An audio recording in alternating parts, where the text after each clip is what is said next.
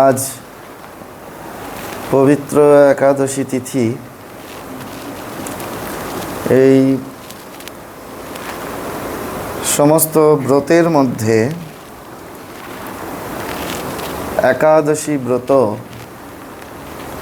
সেটি হচ্ছে সবথেকে মহৎ এবং ব্রতের মধ্যে সবথেকে শ্রেষ্ঠ। সেই একাদশী, পূর্ণ একাদশী তিথিতে আমরা চেষ্টা রাখব যে শ্রীমদ্ ভাগবত পাঠ এবং শ্রবণ এবং তার সঙ্গে রাম নাম সংকীর্তন সেটি হবে।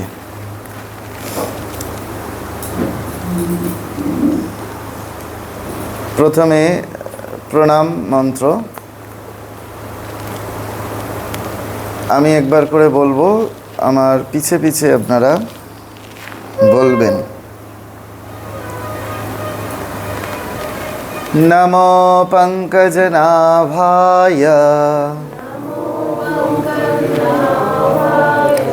নমো পঙ্কজমালিনী, নমো পঙ্কজনেত্রায়, নমস্তে পঙ্কজাগ্রয়ে, কৃষ্ণায় বাসুদেবায়, দেবকী নন্দনায় চ নন্দগোপকুমারায়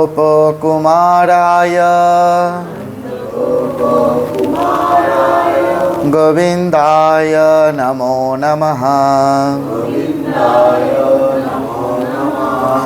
হে কৃষ্ণ করুণা সিন্ধু, দীনবন্ধু জগৎপতে, গোপেশ গোপিকাকান্ত, রাধাকান্ত নমস্তুতে। তপ্ত কাঞ্চন গৌরাঙ্গী, রাধা বৃন্দাবনেশ্বরী, বৃষভানুসুতে দেবী, তং নমামি হরিপ্রিয়ে। হরে কৃষ্ণ কৃষ্ণ কৃষ্ণ হরে হরে, হরে রাম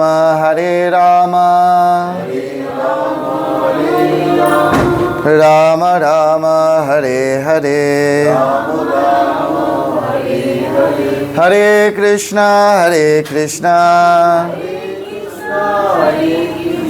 কৃষ্ণ কৃষ্ণ হরে হরে, হরে রাম রাম রাম হরে হরে।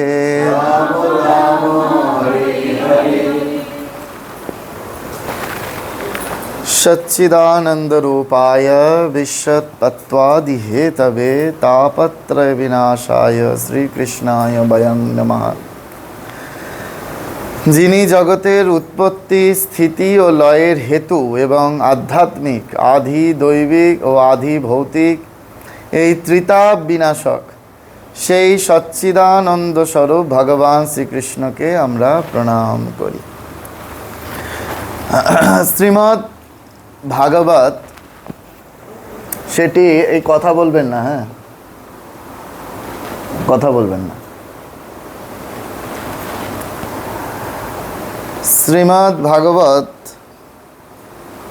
এই যে গ্রন্থ, সেই গ্রন্থ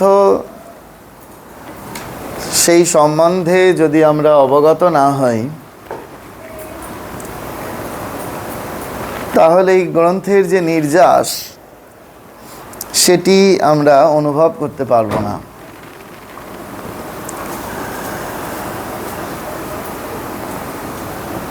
আমরা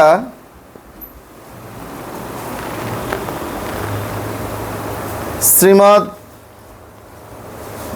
ভগবদ্ গীতা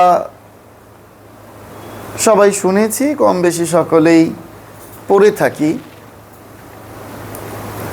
সেই এগুলো রেখে দিন, এখন সব বসে পড়ুন, শান্ত হয়ে বসুন, মন দিয়ে শুনুন, এগুলো শুধু বসে পড়ুন। ওইগুলো করতে গেলে আগে আসতে হয়। বসে পড়ুন, বসে পড়ুন, 5টা থেকে টাইম আগে আসতে হয়। বসে পড়ুন।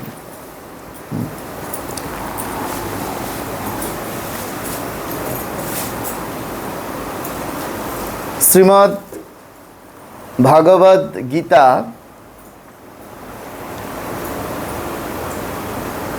সেই, এটা সরিয়ে নিন তো, বিশ্রী দেখতে লাগছে, বোধ বুদ্ধি হবে না।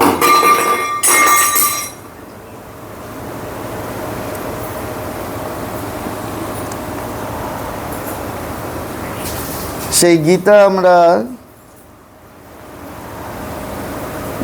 যারা অন্তত খুলে পড়বার চেষ্টা করি, তারা জানি যে সেখানে লেখা রয়েছে শ্রীমদ্ ভগবদ্ গীতা। সেই গীতা আর এই ভাগবত মহাপুরাণ, এর মধ্যে পার্থক্য কোথায়? আমরা নিজেদেরকে হিন্দু বলে দাবি করি, চাকরির ফর্ম ফিল আপ করি, সেখানে লিখি আমরা নিজেদের পরিচয় দিই হিন্দু বলে, কিন্তু আমরা এইগুলিতে যদি অবগত না থাকি, তাহলে এই যে মুসলিমরা বা অন্যান্য ধর্ম যারা আমাদের ধর্মের ওপর এত আঘাত করেছে, সেই আঘাতের কারণটা অনেকটা আমরা নিজেরা নিজেদের জন্যই দায়ী। কারণ আমরা আমাদের ধর্ম প্রতি শ্রদ্ধাবানও নই, আমাদের ধর্মের প্রতি সেই জানবার আগ্রহও নাই, ইত্যাদি ইত্যাদি কারণে।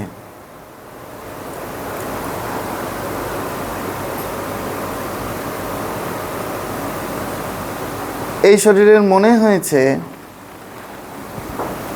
যে এই বিরাট বিরাট গ্রন্থগুলো তো ঘরে পড়েই থাকে। অনেকে এসে দেখে মহারাজের ঘরে এত বড় বড় গ্রন্থ রয়েছে,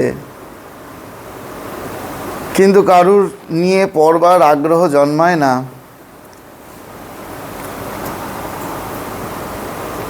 তো যদি একটু শ্রবণ করা যায়, একটু গ্রন্থ সম্বন্ধে জানা যায় যে আমাদের ধর্মের ভিত্তিভূমিগুলি কি কি, সেই ইচ্ছা থেকেই এই একাদশীর পুণ্যতিথিতে এইটি আমরা শুরু করব, এই প্রয়াস নিয়েছি। আর এর দ্বারা একটু রেকর্ড যদি হয়ে থাকে, তাহলে বহু মানুষ পরবর্তীকালে শুনলে তাদেরও কল্যাণ হবে। শ্রীমদ্ ভগবত গীতা, যা আমরা প্রতি ঘরে লাল কাপড়ে বেশিরভাগ মুড়ে রেখে দিতে ভালোবাসি, আমরা বহু বই নিয়ে চর্চা করি, কিন্তু আমাদের যে ধর্মের সার, বেদের নির্যাস হচ্ছে উপনিষদ, উপনিষদের নির্যাস হচ্ছে শ্রীমদ্ ভগবদ গীতা। সর্ব উপনিষদ গাব দগ্ধা গোপাল নন্দন পার্থবৎস সুধীর ভোক্তা দুগ্ধং গীতা মৃতং মহৎ। কিন্তু আমাদের সেই দিকে প্রয়াস নয়।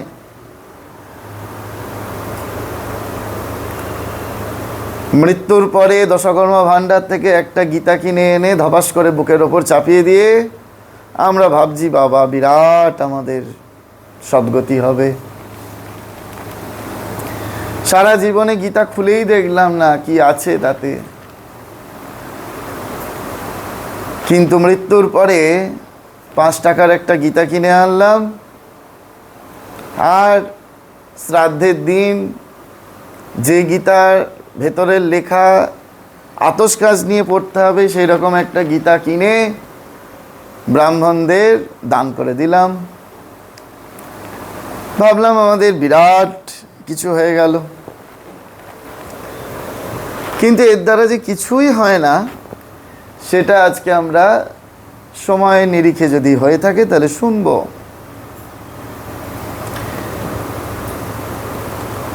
এই গীতা আর এই ভাগবতের মধ্যে পার্থক্য হচ্ছে শুধু একটা আকারের। শুধু শুনবেন না, শুনে মনে রাখার চেষ্টা করবেন। শুধু মনে রাখবেন না, অপরকে বলবার চেষ্টা করবেন।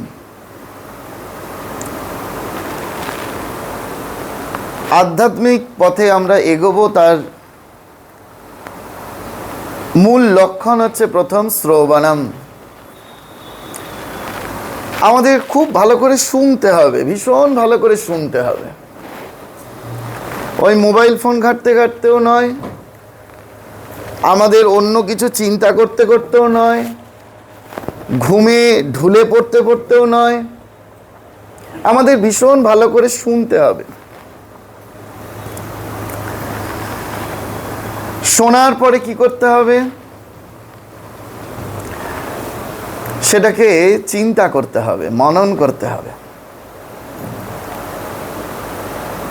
আমাদের নববিধা ভক্তির কথা প্রহ্লাদ মহারাজ বলেছেন, ভক্ত প্রহ্লাদ। সেই নববিধা ভক্তির প্রথম সেটি হচ্ছে শ্রবণম। আমাদের খুব ভালো করে শুনতে হবে।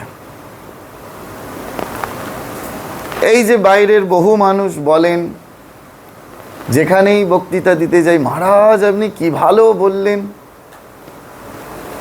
যারা এই ভিডিও রেকর্ড শুনছেন, দেখা হলেই একেবারে মহারাজ আপনি কি ভালো বলেন। এই মহারাজ কি ভালো বলেন, এই বলার আগে মহারাজকে প্রচুর শুনতে হয়েছে আর প্রচুর অধ্যয়ন করতে হয়েছে।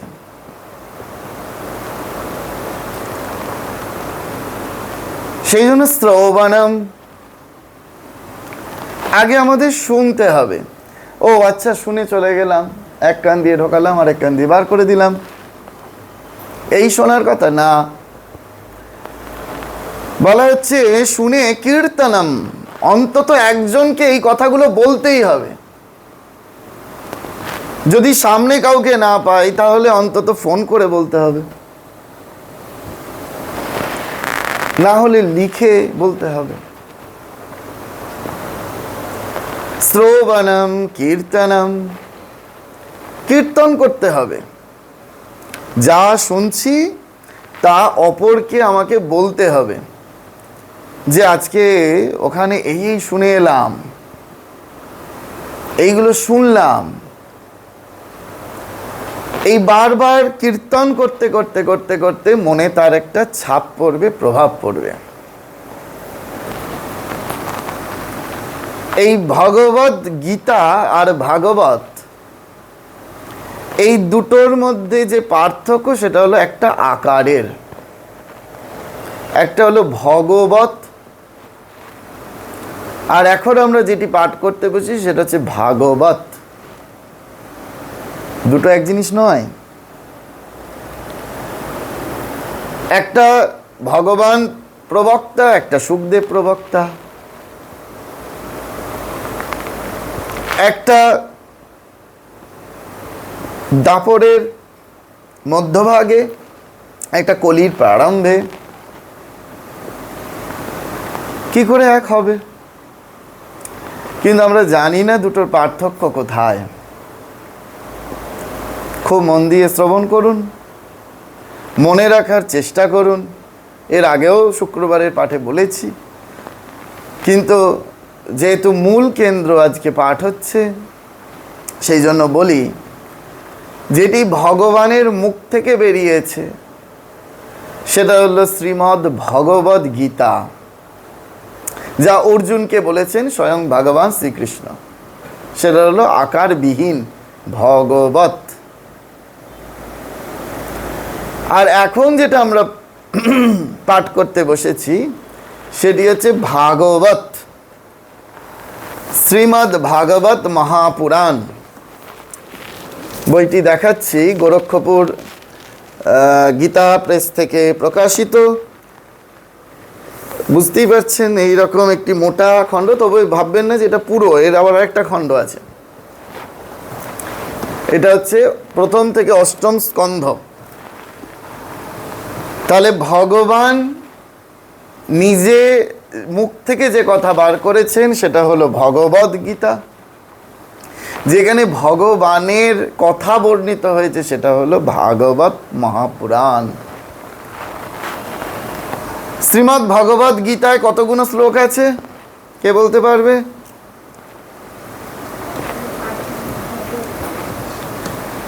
শ্লোক সংখ্যা কত?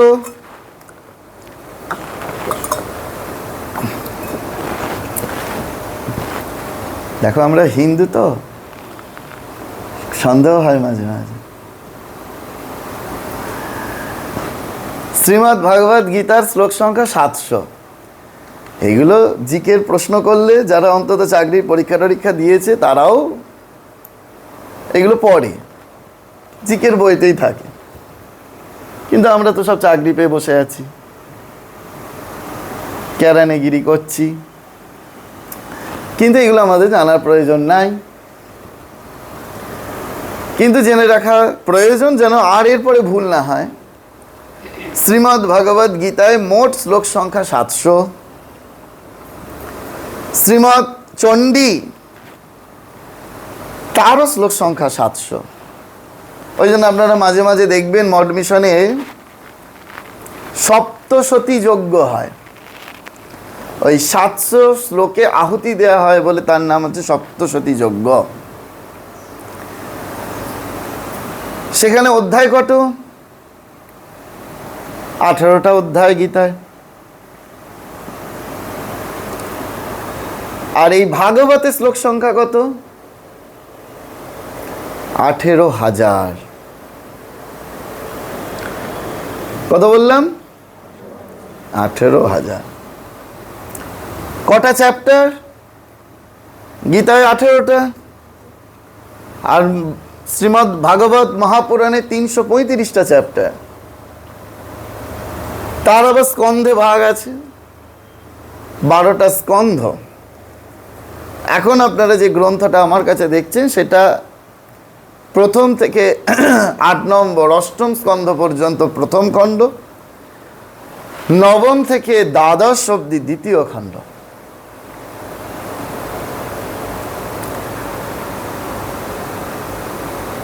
কে রচনা করেন? শ্রীমদ্ ভাগবত কে রচনা করেন? স্বয়ং ব্যাসদেব। শুকদেবের পিতা ব্যাস। রচনা করতে কে বলেন?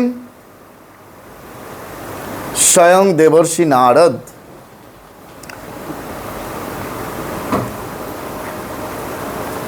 ভাগবত কে লিখলেন?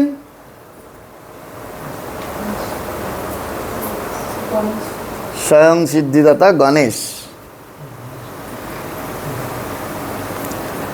ব্যাসদেব বললেন আর গণপতি সিদ্ধিদাতা গণেশ লিখতে শুরু করলেন। এই 18,000 শ্লোক লেখা হলো।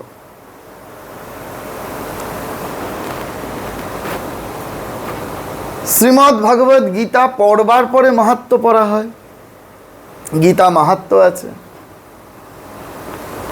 আর ভাগবত পড়বার আগে মাহাত্ম্য পড়া হয়। বোঝা গেল পার্থক্যগুলো? তাহলে গীতা আর ভাগবত এক জিনিস নয়, এর এইরূপ পার্থক্য রয়েছে। আমরা প্রথমে মাহাত্ম্য শ্রবণ করব। আরেকটি ভাগবত কথা বলে একটি বই আছে, পরম পূজ্যপাদ শ্রীমৎ স্বামী গীতানন্দজি মহারাজের লেখা। দেখো তো স্ক্রিনে দেখা যাচ্ছে কিনা। এই বইটি উদ্বোধন কার্যালয় থেকে প্রকাশিত। যারা এত বড় গ্রন্থ পড়তে অক্ষম বা গ্রন্থ পাঠের বা বই পড়ার সেই আগ্রহ নাই, তাদের বড় বই পড়তে আগ্রহ না থাকলে ছোট বই পড়তেও আগ্রহ থাকবে না, এটাই স্বাভাবিক ধরে নিতে হবে। তবু এই ছোট বইটি ভীষণ মূল্যবান বই, ভাগবত কথা। ভাগবত কথা বলে এই একটি বই উদ্বোধন কার্যালয় থেকে প্রকাশিত। স্বামী গীতানন্দজি মহারাজের, রামকৃষ্ণ মঠ ও রামকৃষ্ণ মিশনের ভাইস প্রেসিডেন্ট মহারাজ ছিলেন। এটাও পড়তে পারেন। আমরা সময় নিরিখে দুটোই আমরা রেফারেন্স হিসাবে এখানকার মানুষেরও আগ্রহ দেখব এবং আপনারা যারা রেকর্ড পরবর্তীকালে শ্রোতারা শুনছেন তাদেরও আগ্রহ দেখে আমরা এইরূপভাবে কন্টিনিউ করতে পারি, যদি সকলে ভালো লাগে চান।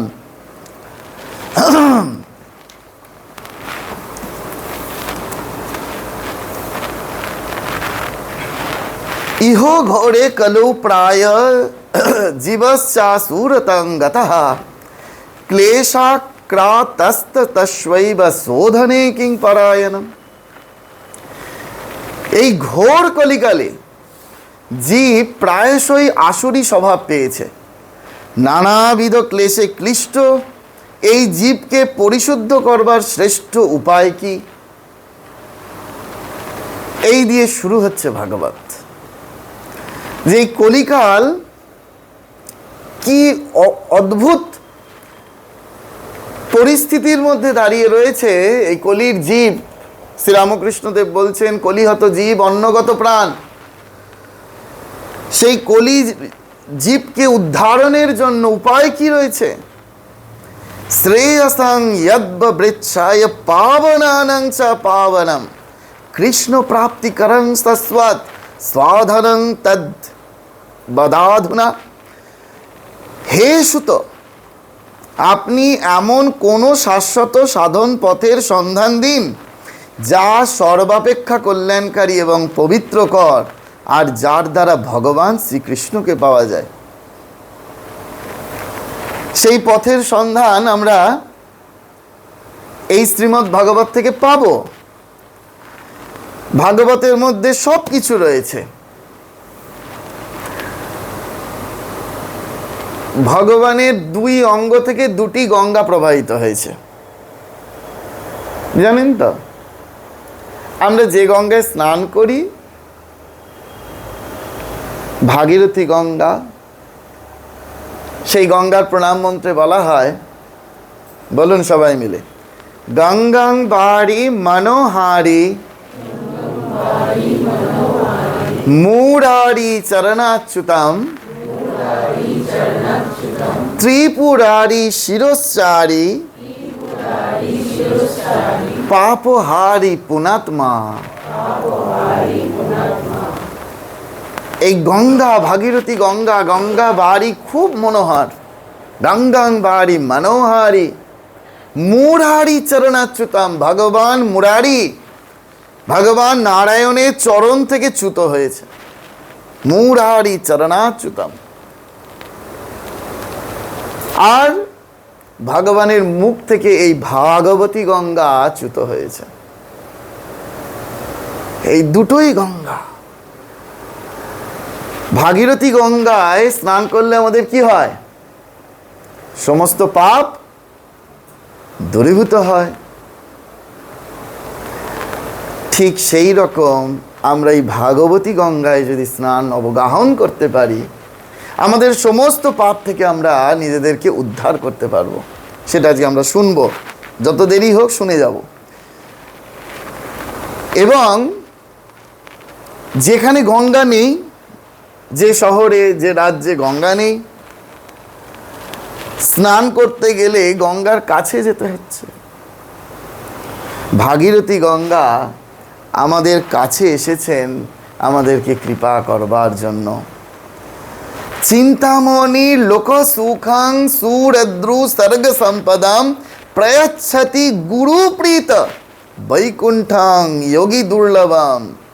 বলছে চিন্তামণি লোক সুখম, চিন্তামণি কেবলমাত্র লৌকিক সুখ দিতে পারে।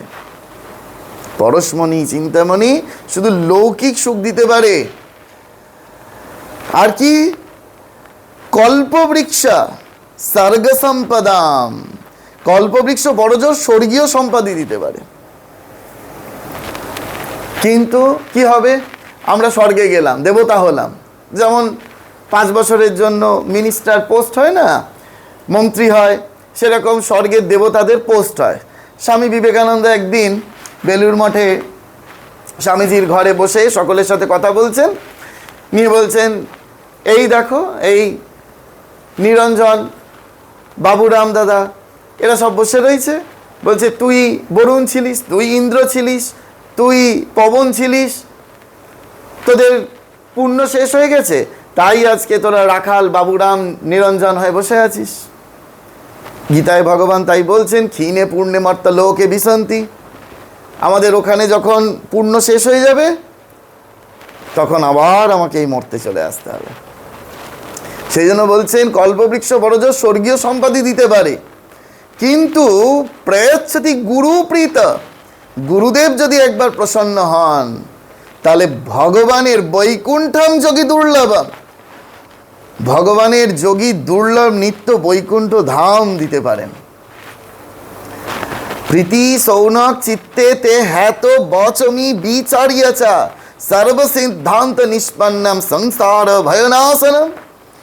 এই সংসার ভয়, জন্ম মৃত্যুর ভয় থেকে উদ্ধার পাওয়ার কথা আপনি কিছু বলুন। কে বলল?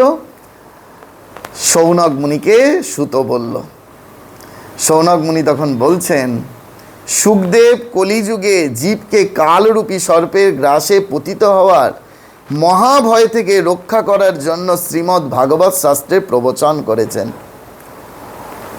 আমরা যত প্রকার পাপ করি না কেন, সেই সমস্ত প্রকার পাপ থেকে উদ্ধার করবার জন্য এই কলিযুগে স্বয়ং সুখদেব মহারাজ আমাদের জন্য এই ভাগবত দিয়ে গেছেন।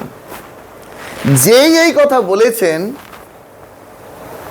সঙ্গে সঙ্গে সমস্ত দেবতারা স্বর্গ থেকে, দেবতারা আমাদের প্রতি প্রচণ্ড হিংসাপরায়ণ, জেনে রাখবেন, প্রচণ্ড হিংসাপরায়ণ। আপনি যত ভগবানের দিকে এগোতে থাকবেন দেবতারা তত আপনার শত্রু হবে। কথাটা অস্বাভাবিক শুনতে লাগছে, কিন্তু গভীর দর্শনে যদি ঢোকেন, গভীর তত্ত্বে প্রবেশ করেন, তাহলে জেনে রাখবেন এইটি সত্য। ওই জন্য আমাদের 3 রকমের বাধার কথা বলা হচ্ছে: আদি দৈবিক, আদি ভৌতিক, আধ্যাত্মিক। আদি দৈবিক এই দেবতার দ্বারা সৃষ্ট সমস্ত বাধা, কারণ ওরা এত হিংসা করে যে আরে আমি ভগবানের পদ লাভ করিনি, আমি ভগবানকে পাইনি, আর এই মনুষ্য সে ভগবানকে পেয়ে যাবে। আমি আপনি যদি ভগবানকে লাভ করি তাহলে কি শাস্ত্রে এই ভাগবতে বলছে, তাহলে আমরা দেবতাদের মাথার উপর দিয়ে সোজা গিয়ে গোলক বৈকুণ্ঠে গিয়ে পড়ব। দেবতারা সহ্য করতে পারবে না তাদের মাথার উপর দিয়ে কোনো মনুষ্য সে বৈকুণ্ঠ গমন করবে। সেই জন্য দেবতারা আমাদের শত্রু, আমাদের শত্রু। সেই সমস্ত স্বর্গের দেবতারা চলে এসছে সুখদেবের কাছে, এসে বলছে আমাদের কাছে অমৃত ভাণ্ড আছে, তো এই অমৃত ভাণ্ড আমি তোমাকে দিয়ে দিচ্ছি, তার বিনিময়ে তুমি আমাকে ভাগবত কথা শোনাও। সুখদেব বলছেন, এই সংসারে কাঁচ আর মহামূল্যমণি যেমন, তেমনি কোথায় অমৃত আর কোথায় ভাগবত কথা, এইসব চিন্তা করে সুখদেব দেবতাদের কথা হেসে উড়িয়ে দিলেন। দেবতাদের ভক্তিহীন বুঝতে পেরে সুখদেব তাদের কথামৃত দেননি। এই কারণে শ্রীমদ্ ভাগবত কথা দেবতাদেরও দুর্লভ বলা হয়। আপনারা কত ভাগ্যবান এই ভাগবত কথা শ্রবণ করছেন, যা দেবতাদেরও দুর্লভ। দেবতারাও শুনতে পায় না, দেবতাদেরকে শোনায়নি। কেন? এই ভাগবত কথা শোনবার জন্য চাই হচ্ছে শ্রদ্ধা, অধিকারী হতে হয়। স্বামী বিবেকানন্দ বলছেন 12 বছর ঠিক ঠিক ব্রহ্মচর্য পালন করবার পরে এই ভাগবত ছুঁতে হয়, পড়তে হয়, ছুঁতে হয়। 12 বছর ব্রহ্মচর্য পালন না করলে এই ভাগবত উল্টো বুঝলি রাম হবে। ভগবান শ্রীকৃষ্ণ গোপীদের সঙ্গে রাসলীলা করছেন, খুব ভাল লাগে শুনতে। শুনেই মনে হবে বাহ, এ তো একেবারে আমাদেরই মতো। যেমন করে আমরা কামজ প্রবৃত্তিতে লিপ্ত হই। কিন্তু যারা পাঠক, যারা পাঠ করেন, যারা প্রবক্তা, তাদের কাছে ওই একটাই অনুরোধ, সেই সময় যদি একটু বয়সটা উদ্ধৃতি দিয়ে দেওয়া হয়, খুব কম জায়গায় উদ্ধৃতি দেওয়া হয়, উদ্ধৃতি দেওয়া হয় না বলেই যারা শ্রোতা তাদের মনে ওইরূপ ভাবের সঞ্চার ঘটে। ভগবান শ্রীকৃষ্ণের বয়স মাত্র 7 বছর তখন, 7 বছরের বালক। আর গোপীদের বয়স তখন 51 বছর। এই যে টিভি সিরিয়ালে দেখেন, সিনেমায় দেখেন, হ্যাঁ, আজকেই সকালে আমাকে একজন বলছিল যে মহারাজ ওই যে এটা নিয়ে কথা হচ্ছিল যে মহারাজ এই যে টিভি সিরিয়ালে যে দেখি ওই যেন দেখে মনে হয় সমবয়সী। না, সমবয়সী না। ভগবান কৃষ্ণের বয়স তখন 7 যখন রাসলীলা করেছেন, আর গোপীদের বয়স তখন 51, যেখানে কাম প্রবৃত্তি আসতেই পারে না, কিন্তু আচরণগুলো এইরূপ।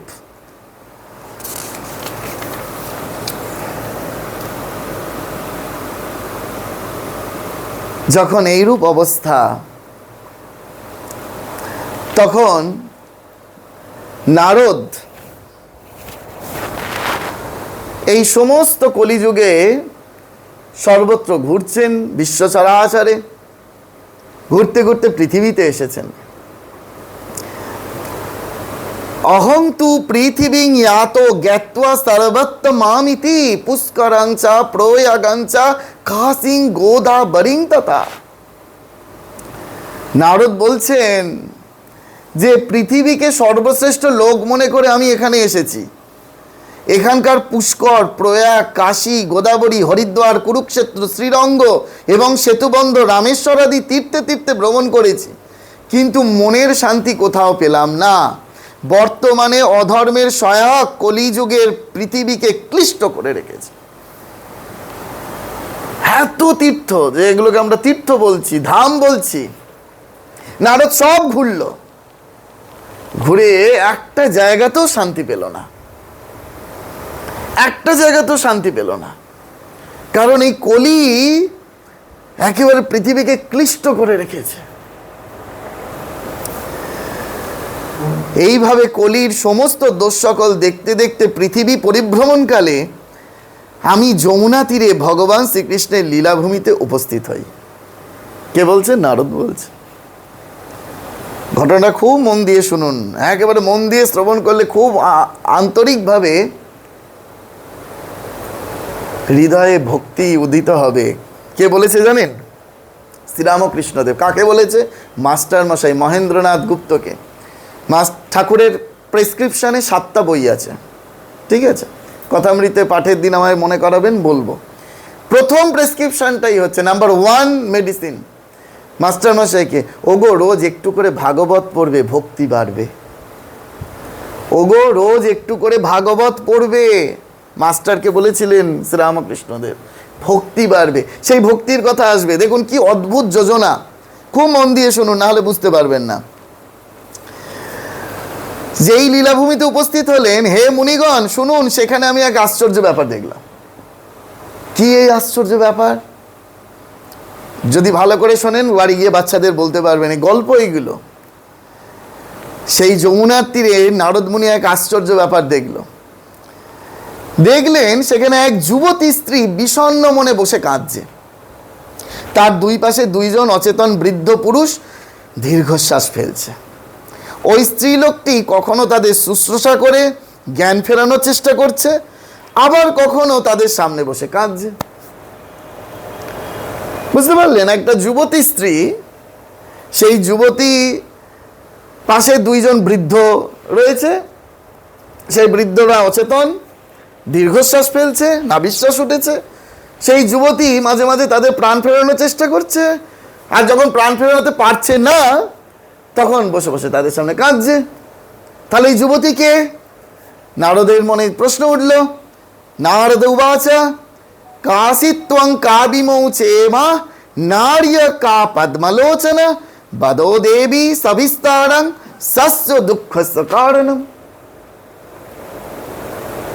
আমি তখন সেই নারীকে জিজ্ঞাসা করলাম, দেবী তুমি কে? এই পুরুষ দুজন তোমার কে হয়? তুমি বা কে? আর তোমার সঙ্গে যে দুজন পুরুষ রয়েছে এরাই বা কে? এরা তোমার কে হয়? তা আমাকে আপনি আপনার সমস্ত দুঃখের কথা বলুন, সবিস্তারে বলুন। যুবতীদি তখন বলল, আমার নাম ভক্তি। কে? আমার নাম ভক্তি। শ্রীরামকৃষ্ণদেব বলছেন, ভগবান যাকে তাকে মুক্তি দিয়ে দেন, ভক্তি সহজে দেয় না। আমি ভক্তি দিতে কাতর নহি, মুক্তি দিতে কাতর হই। কথামৃত পাঠে আমরা পাবো, ঠাকুর গান গেয়ে বলছেন এই কথা। আমি ভক্তি দিতে কাতর নহি, আমি যাকে তাকে ভক্তি দিই না। ভক্তি সকলের আসে না। আমরা যেগুলো দেখি সেগুলো তো লোক দেখানো ভক্তি, কিন্তু ভেতর থেকে ভক্তি আসা বড় কঠিন। আমি ভক্তি দিতে কাতর নহি, মুক্তি দিতে কাতর হই। সেই ভক্তি দেবী, ভক্তি দেবীর কৃপা না হলে আমরা যে তাকে পাবো না। ভক্তি দেবী যদি আমাদের কৃপা না করে, আমরা কখনোই তাকে পাবো না। তাহলে দুই সন্তান, এই দুইজনকে, পুরুষ দুজনকে, ভক্তি দেবী তখন বলছে, ওরা আমার দুই সন্তান, দুই ছেলে, একজন জ্ঞান, একজন বৈরাগ্য। একজন জ্ঞান আর একজন বৈরাগ্য। হ্যাঁ, ঠাকুরের গান আছে না, হ্যাঁ, কে তুমি এলে এবার উদাসীর ওই ভানে, তার দুই কাঁধে দুই জ্ঞান ও বৈরাগ্য ঝুলি, দুই কাঁধে তার সদাই ঝোলে। ঠাকুরের গানে আছে কথা আমাদের। হ্যাঁ, এসেছে নূতন মানুষ, দেখবি যদি আয় চলে। তা ওই ভক্তি দেবীর দুই সন্তান, জেনে মনে রাখবেন এই কথাগুলো। একজন হচ্ছে জ্ঞান আর একজন বৈরাগ্য। তাহলে চিত্রটা কিরকম? ভক্তি দেবী তিনি মা, তিনি যুবতী, আর তার দুই ছেলে দুইজন বৃদ্ধ। মা যুবতী, সন্তানেরা বৃদ্ধ। এই কি করে মেনে নেওয়া যায়? বরং উল্টো হওয়ার কথা তো। ভক্তি দেবী তখন বিমর্ষ বদনে কাঁদছেন যে, নারদ, আমি কি করে এই যন্ত্রণা সহ্য করি যে আমি নিজে যুবতী আর আমার সন্তানেরা বৃদ্ধ হয়ে গিয়েছে। নারদ বললেন, দেবী মন দিয়ে শোনো, এখন দারুণ কলিযুগ। তার ফলে কি হয়েছে কলিযুগে? সদাচর, সকল যোগমার্গ, তপস্যাদি সব লুপ্ত হয়ে গেছে। এ যুগে জীব শতটা দুষ্কর্মে লিপ্ত হয়ে অঘাসুর হয়ে গেছে। সংসারে যেদিকে তাকাবে দেখবে সৎলোকেরা দুঃখে ম্লান হয়ে রয়েছে, আর দুঃখের দল, এই দুষ্টের দল সুখে থেকে উন্নতি করছে। কতকাল আগে বর্ণনা করা, দেখুন ব্যাসদেব লিখে গেছে, বর্তমান সময়ের কথা বলছে। ভালো লোকেরা কষ্টে রয়েছে, আর যারা দুর্নীতি করছে তারা উন্নতিতে রয়েছে। বলেই বলছে যে ব্যক্তি বুদ্ধিমান, ধৈর্য অটুট রয়েছে, তারাই কেবল জ্ঞানী আর পণ্ডিত। বৃন্দাবনস্য সংযোগাৎ পুনস্ত্বং তরুণীন বা ধান্যাং বৃন্দাবনং তেন ভক্তির নির্ণতি যত্র চ। বৃন্দাবনে এসে পড়ার ফলে তুমি আবার নবীন তরুণী হয়ে গেছো। তুমিও বৃদ্ধ হয়েছিলে, কিন্তু বৃন্দাবনে যেহেতু তুমি এসে পড়েছো, বৃন্দাবনস্থ সংযোগাৎ, বৃন্দাবন হচ্ছে ভক্তির জায়গা, অপার ভক্তি। সেখানে যেহেতু বৃন্দাবনে তুমি এসে পড়েছো, সেই জন্য তুমি নবীনা তরুণী হয়ে গেছো। ধন্য এই বৃন্দাবন ধাম, যেখানে ভক্তি সর্বদাই নৃত্য করছে। ভাবতে পারছেন, বৃন্দাবনস্থ সংযোগাৎ পুনস্তাং তরুণী নবা ধন্য বৃন্দাবনাং তেন ভক্তি নৃত্যতি। ভক্তি সেখানে নৃত্য করছে, ভক্তি নৃত্যতি যত্র চা। এখানে যত্র মানে এখানে, বৃন্দাবনে।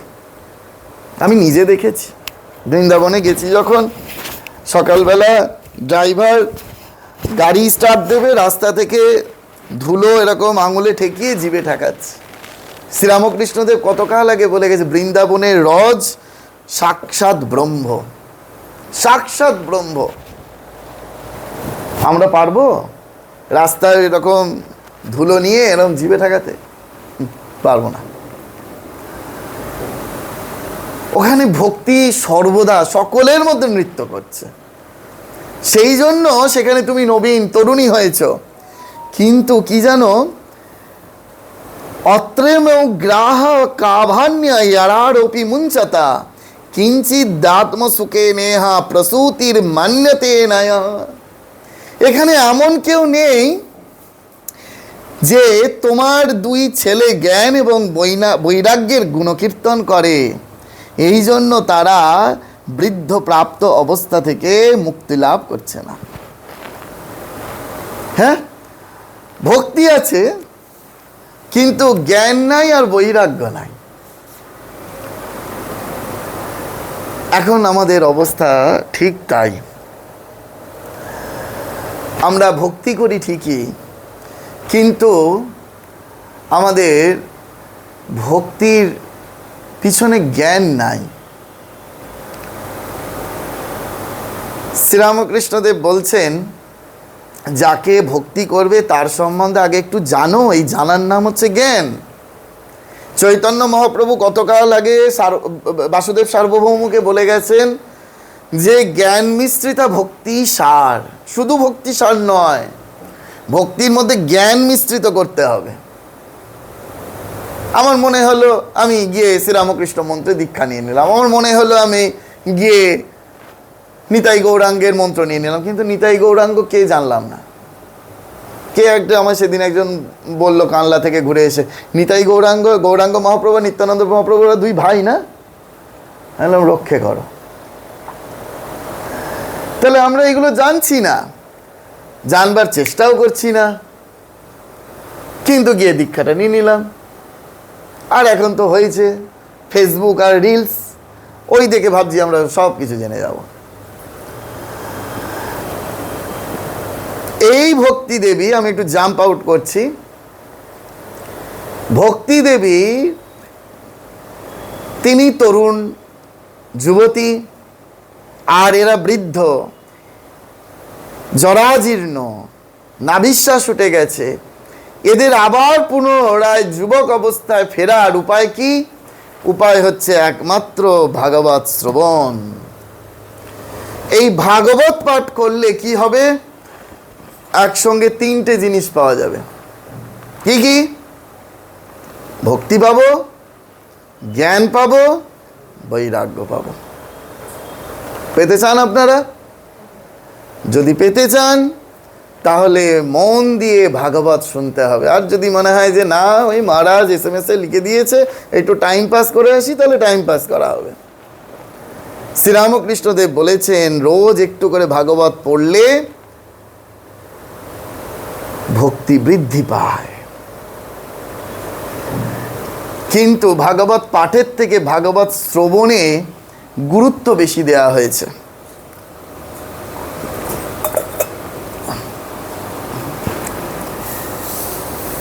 ব্রহ্মার 4 পুত্র সনক, সনাতন, সনন্দ, সনত কুমার, এই 4 পুত্রের কাছে দেবর্ষি নারদ প্রশ্ন করছেন যে এই ভাগবত শ্রবণে ভক্তি, জ্ঞান, বৈরাগ্যের এদের তো পূর্বাবস্থা ফিরে এলো, এরা তো মুক্তি পেল। আচ্ছা, এই কলিযুগে যে নিত্য নিরন্তর পাপ করছে, নিত্য নিরন্তর পাপ করছে, ভক্তি সহকারে শ্রবণ করছে না, দুরাচার করছে, পাপে লিপ্ত হচ্ছে, আচ্ছা এইরকম ব্যক্তি তারা কি এই ভাগবত শ্রবণের, ভাগবত কথার দ্বারা সেই পরম প্রাপ্তি, পরমপদ প্রাপ্তি লাভ করতে পারবে কি?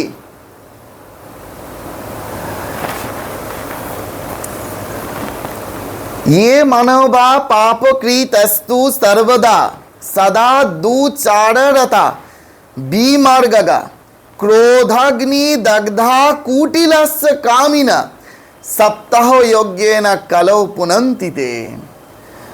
বলছেন সনকাদি মুনিগণ, যে সকল মানুষ সদা সর্বদা নানা রকম পাপকর্ম করে, নিরন্তর দুরাচারেই লিপ্ত এবং অসৎগামী আর ক্রোধানলে দগ্ধ, কুটিল ও কাম পরায়ণ, এরা সকলেই এই কলিযুগে যদি ভাগবত শ্রবণ করে তাহলে পবিত্র হয়ে যাবে।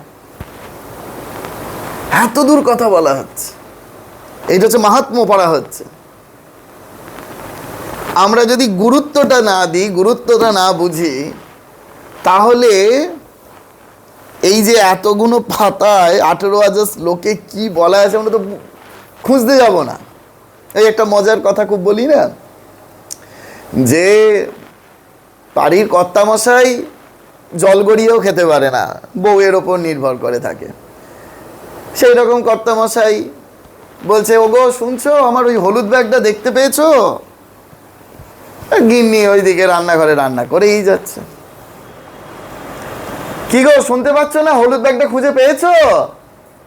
তুমি কি দেখেছো কোথায় আছে? গিন্নি রান্না করেই যাচ্ছে।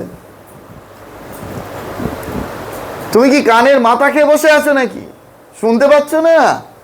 কালকে ব্যাংক থেকে যে 5 লাখ টাকা তুলে নিয়ে এলাম, ওই ব্যাংকের থেকে ফেরার পরে ওই টাকাটা ওই হলুদ ব্যাগের মধ্যেই তো রয়েছে। সেই হলুদ ব্যাগটা কি তুমি দেখেছো? যেই না এই কথা বলেছেন, সঙ্গে সঙ্গে গিন্নি একেবারে পড়িকি মরি করে গ্যাস বন্ধ করে দৌড়ে এসে আগে হলুদ ব্যাগ খুঁজছে। আগের 2 বার বলেছে খোঁজেনি, শুধু বলেছে হলুদ ব্যাগটা খুঁজছো, দেখেছো? গিন্নি রান্না করেই যাচ্ছে। যেই বলেছে কালকে ওই ব্যাংক থেকে 5 লাখ টাকা তুলে এনে ওই ব্যাগের মধ্যে রয়েছে, সঙ্গে সঙ্গে একেবারে গিন্নি এসে খুঁজতে শুরু করেছে। কেন? ব্যাগের মধ্যে 5 লাখ টাকাটা আছে। আসলে ভেতরে কি আছে যদি আমরা একবার জেনে যাই, তাহলে খোঁজবার অন্বেষণের তাগিদটা বেড়ে যায়। ভেতরে কি আছে যদি আমরা জেনে যাই, তাহলে আমাদের এর খোঁজবার তাগিদটা বেড়ে যাবে। সেই জন্য ভেতরে কি আছে আগে জেনে নাও, তাহলে দেখবে তুমি খুঁজতে চেষ্টা করবে, তোমার তাগিদটা বাড়বে। কিন্তু ভেতরে কি আছে তো জানি না, ও যেমন কার মোড়া পড়ে আছে, থাক, সকাল সন্ধ্যা একবার করে ধূপ দেখাবো, তাহলেই হবে। ভেতরে কি আছে জানতে হয়, তাহলে গুরুত্ব বাড়ে। যারা সত্য থেকে চ্যুত, মাতা পিতার নিন্দুক, নানা রকম বিষয় বাসনায় জর্জরিত, আশ্রম ধর্মরহিত, দাম্ভিক, মাৎসর্যপরায়ণ এবং হিংসুক বা অপরকে পীড়নকারী, তারাও যদি এই কলিযুগে ভাগবত শ্রবণ করে পবিত্র হয়ে যায়। যারা মদ্যপান, ব্রহ্মহত্যা, সুবর্ণচুরি, গুরুপত্নী গমন, বিশ্বাসঘাতকতা, এই 5 মহাপাতক আচরণকারী, ছল চাতুরি পরায়ণ, ক্রূর পিশাচের মতো নির্দয়, ব্রাহ্মণের ধনে পুষ্ট ব্যভিচারী, এরাও যদি কলিযুগে ভাগবত শ্রবণ করে পবিত্র হয়ে যায়। আর কত পাপ করবে গো? তুমি যত পাপ করেছো করো না, সেই পাপ করেও যদি তুমি ভাগবত শ্রবণ করো তাহলে তুমি পবিত্র হয়ে যাবে। আচ্ছা, এইগুলো কি শুধু কথার কথা, না এর কোনো ইতিহাস প্রামাণ্য নির্ভর আছে? সঙ্গে সঙ্গে চতুষ্ষণ বলে উঠলেন, অবশ্যই আছে। তা যদি আছে তা শ্রবণ করাও। সেটি আজকে আমরা শ্রবণ করে সেখানে শেষ করব, যাতে আমাদের আগ্রহ বাড়ে। তুঙ্গভদ্রা নদীর তটে এক পুরাকালে একজন ব্রাহ্মণ বাস করত। সেই ব্রাহ্মণের নাম হচ্ছে আত্মদেব। খুব ইন্টারেস্টিং এই কাহিনীটি, আমার ভীষণ ভীষণ ভালো লাগে এবং সুযোগ পাই না। ভাগবত পাঠের জন্য কেউ ডাকে না, কারণ লোকে জানে যে আমরা শুধু ঠাকুরমা স্বামীজির ওপরই বলতে পারি। তো যাই হোক, এইগুলি পাঠ বেরোনোর পরে যদি লোকে ডাকে আর কি আমাদের, তাহলে এগুলো বলে আমাদের আনন্দ হয়, আর কিছুই না। গীতায় ভগবান বলেছেন, বোধায়ন্তস্য পরস্পরম, যত কথা পরস্পরের সঙ্গে এগুলো বলা যায়। আর ভাগবত কথা আর শ্রবণের ফল একই। এক অদ্ভুত, জানেন তো, অন্যান্য পাঠের ক্ষেত্রে আলাদা হতে পারে, কিন্তু ভাগবত যে বলছে তার যা ফল হবে, যারা শুনছে তাদের ফল একই হবে। তো বলছেন যে এইরকম একটা ঘটনা আছে, ইতিহাস প্রামাণ্য নির্ভর আছে, খুব মন দিয়ে শুনুন। আমরা ভাবি যে আমাদের মৃত্যু হয়ে গেল, ব্যাস, তারপরে আর আমরা বলি না যে আমরা কি আবার ফিরে দেখতে এসেছি, দেখতে যে আসবো কি কেমন আছি না আছি। মৃত্যুর পরে যা হচ্ছে হবে, যত খুশি এখন পাপ করে নি। হ্যাঁ, কিন্তু তা যে নয়, সেটা আজকে খুব মন দিয়ে শুনে যাও। সেই পুরাকালে তুঙ্গভদ্রা নদীর তটে এক বিপ্র মানে ব্রাহ্মণ বাস করত। তার নাম হচ্ছে কি? আত্মদেব। এমনভাবে শুনবেন যাতে এরম গল্প করে আরেকজনকে বলতে পারেন, ঠিক আছে? তাহলে বিপ্রের নাম কি? আত্মদেব। এই আত্মদেব খুব ধনী বিপ্র, ব্রাহ্মণ, খুব ধনী, অর্থবান, সম্পদ আছে, স্ত্রী রয়েছে। স্ত্রীর নাম হচ্ছে ধুন্ধুলি। স্ত্রীর নাম কি? ধুন্ধুলি। আত্মদেব আর ধুন্ধুলি দুজনে সংসার করে সেই তুঙ্গভদ্রা নদীর তটে। বিরাট বাড়ি, প্রচুর সম্পদ, কোনো কিছুর অভাব নাই। শুধু অভাব একটিতেই, তারা হলো নিঃসন্তান, তাদের সন্তান নাই। কিরকম দুঃখ! গাছ আছে, গাছে ফল হয় না, গাভী আছে, গাভীর বাছুর হয় না, স্ত্রী আছে, সন্তান হয় না। এমন দুঃখ আর রেখে কি লাভ? শরীরটা রেখে কি লাভ? আমার প্রচুর অর্থ থাকতে পারে, কিন্তু অর্থ থেকে কি কাজ হচ্ছে? কিছুই তো হচ্ছে না। তখন আত্মদেব ঠিক করলেন যে এই শরীরটা রেখে তো লাভ নাই, শরীরটা ওই তুঙ্গভদ্রা নদীর জলে বিসর্জন দিয়ে দেবে, আত্মহত্যা করতে যাবে। এই আমাদের সমস্ত গ্রন্থগুলো সৃষ্টি হয় এই সুইসাইড অ্যাটেম্প থেকে। কথামৃত শুরু হয়েছে সুইসাইড অ্যাটেম্প থেকে, মাস্টারমশাই সুইসাইড করতে গিয়েছিলেন। ভাগবত হচ্ছে এই সুইসাইড অ্যাটেম্প থেকে সব। তা যেই আত্মদেব তুঙ্গভদ্রা নদীতে নিজেকে জলে বিসর্জন দিতে যাচ্ছে, সঙ্গে সঙ্গে একজন সন্ন্যাসীর সঙ্গে দেখা। সন্ন্যাসী বলছে, তুমি কি করতে যাচ্ছ? বলছে, আমি এই শরীর আর রাখতে চাই না, আমার এত এত এত দুঃখ যন্ত্রণা, আমি এই প্রাণ বিসর্জন করে দেবো তুঙ্গভদ্রা নদীর জলে। সন্ন্যাসী বলছে, তুমি জানো না আত্মহত্যা করা মহাপাপ? তুমি কিসের জন্য, কি কোন দুঃখে আত্মহত্যা করতে যাচ্ছ? বলছে আমি অপুত্রক, আমার পুত্র নেই, সেই জন্য আমি এই শরীর রেখে কি করব? আমার প্রচুর ধন আছে, প্রচুর সম্পদ আছে, কিন্তু পুত্র নেই। তখন বলছে দেখি তোমার হাতটা। হাত দেখে বলছেন তুমি কতবার প্রাণ দেবে? তোমার আগামী 7 জন্মে কোনো পুত্র হবে না। তখন আত্মদেব বলছেন যে এ যুগে অ্যাস্ট্রোলজাররা 1 জন্মের কথাই ঠিক ঠিক করে বলতে পারে না, তুমি 7 জন্মের কথা বলে দিলে, তুমি ভণ্ড বলে গালাগাল দিতে শুরু করেছে। তখন বলছে যে দেখো আমি যা দেখলুম তাই বললুম, তোমার 7 জন্মে তোমার পুত্র হবে না, তুমি কতবার প্রাণ দেবে? তখন সন্ন্যাসীকে চেপে ধরেছে, বলছে যে তাহলে আমার যাতে পুত্র সন্তান হয় আপনি তার জন্য কিছু আমাকে দিন, আর যদি তা না দিতে পারেন আপনার দরজার সামনে আমি মাথা ঠুকে ঠুকে ঠুকে ঠুকে মরে যাব, আমি ব্রাহ্মণ হত্যার পাপে আপনি ফল ভুগবেন। সন্ন্যাসীর তো মাথায় হাত, বলছে একে বাঁচাতে গেলাম, লোকের ভালো করতে গিয়ে বিপদ ডেকে আনলাম। সন্ন্যাসী কি করে, ঝুলি থেকে একটা ফল বার করে সঙ্গে সঙ্গে ইয়েকে দিয়ে দিল, আত্মদেবকে দিয়ে দিল। আত্মদেবকে দিয়ে বললেন যে এই ফলটি তুমি তোমার স্ত্রীকে গিয়ে খাইয়ে দেবে। সেই স্ত্রী কিরকম একটু বলা হলো না? সেই ধুন্ধুলি অত্যন্ত অলস, গৃহকর্মের একেবারে মন নাই, দুরাচারী, কটু ভাষী, এইরূপ তার স্ত্রী।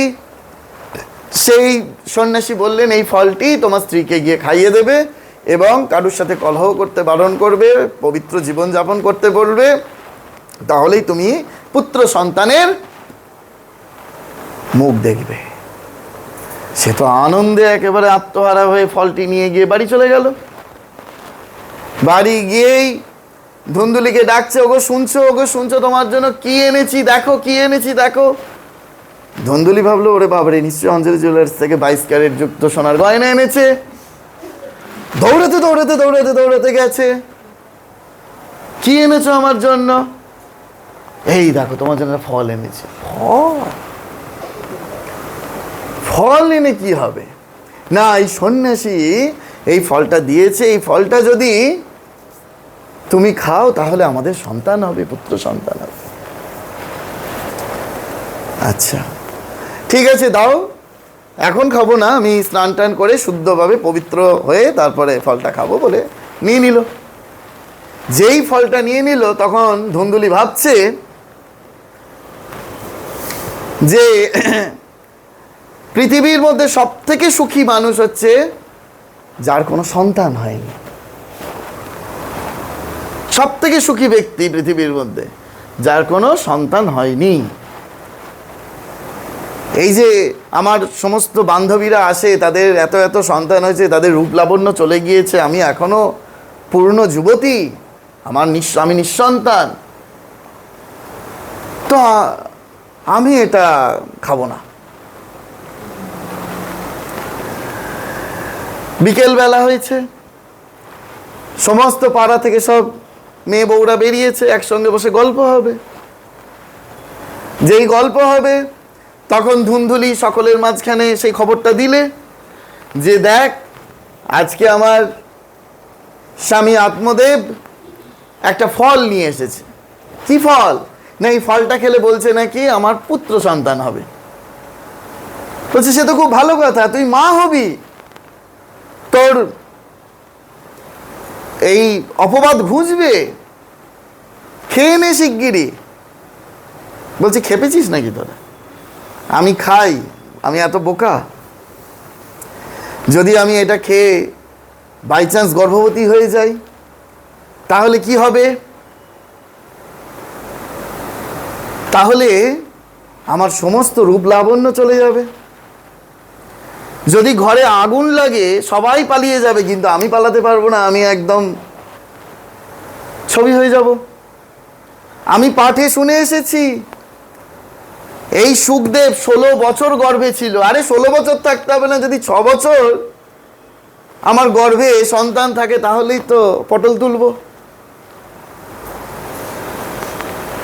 আমি যদি গর্ভবতী হই তাহলে আমার এই ঘরকন্যা যেটুকুনি যাবতীয় যা কাজ করি সেই কাজগুলো কে করবে? কেন? তোর 2 ননদ আছে, সেই ননদদের ডাকবি, ডেকে তাদেরকে দিয়ে কাজ করাবি। আত্মদেবের 2 বোন ছিল, বলছে ওরা ননদ কম শত্রু বেশি। ননদরা যদি বাড়িতে আসে তাহলে এই যে এত ধন সম্পদ রয়েছে সব যদি চুরি করে নিয়ে চলে যায়, আর আমার গর্ভবতী হয়ে কাজ নাই। সঙ্গে সঙ্গে ওইখানে একজন অন্তঃসত্ত্বা নারী ছিল, সে তখন ধুন্ধুলিকে ঘরের ভেতর টেনে নিয়ে গেল। টেনে নিয়ে গিয়ে, এগুলো সব শ্লোকে বর্ণিত আর কি, টেনে নিয়ে গিয়ে বলছেন যে দেখ, ভগবান তোকে যা দিয়েছে আমায় দেয়নি, আমায় যা দিয়েছে তোকে দেয়নি। ধুন্ধুলি বলে এমন কি জিনিস যা তোকে দিয়েছে আমায় দেয়নি? বলছে দেখ, আমাকে প্রচুর সন্তান দিয়েছেন ভগবান, কিন্তু তাদেরকে ঠিকমতো খাওয়ানো দাওয়ানোর জন্য আমাকে সেই সম্পদ দেয়নি, অর্থ দেয়নি। আর তোকে ভগবান এত অর্থ দিয়েছেন, কিন্তু দেখ তোর নিঃসন্তান। তুই একটা কাজ কর, আমার পেটে যে বাচ্চাটা আছে সেই বাচ্চাটা জন্মানোর সঙ্গে সঙ্গে আমি তোকে দিয়ে যাব, কিন্তু তার বিনিময়ে তোকে আমাকে প্রচুর অর্থ দিতে হবে। এই কথা তুই আর আমি ছাড়া কেউ জানবো না। আমি তোকে সন্তান দিয়ে যাব, তুই তার বিনিময়ে আমাকে অর্থ দিয়ে দিবি। সেই অর্থ পেলে আমি মুখ বন্ধ করে রাখবো। ভাল লাগছে তো আপনাদের শুনতে? সেই অর্থ পেলে মুখ বন্ধ করে রাখবো। ও তাহলে তো খুব ভালোই হয়। তাহলে এই ফলটা ফেলে দেবো? না না, ফেলিস না, তুই ফেলিস না। ওই ফলটা তোদের ওই গোয়ালায় সব গোমাতারা রয়েছে, ওদেরকে খাইয়ে দে। সেই গিয়ে এক গোমাতাকে খাইয়ে দিলে সেই ফলটা, সন্ন্যাসীর দেওয়া ফল। কিছু মাস পরেই তারপরেই আত্মদেব যখন ঘরে এলো, এই শ্লোক ধরে না বললে এগুলো ভুল হয়ে যায় আর কি।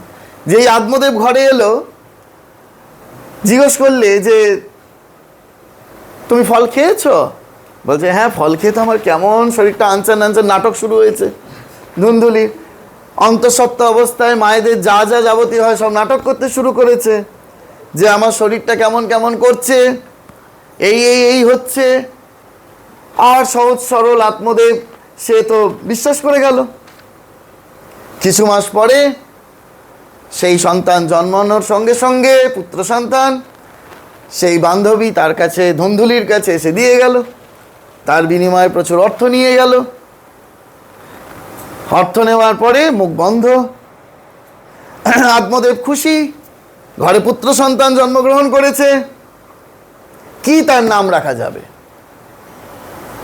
ধুন্ধুলি বলল আমার গর্ভ থেকে এই সন্তানের জন্ম, আমার নাম অনুসারে এই সন্তানের নামকরণ হবে। কি নাম? আমার নাম ধুন্ধুলি, আমার সন্তানের নাম হবে ধুন্ধুকারী। কি নাম? ধুন্ধুকারী।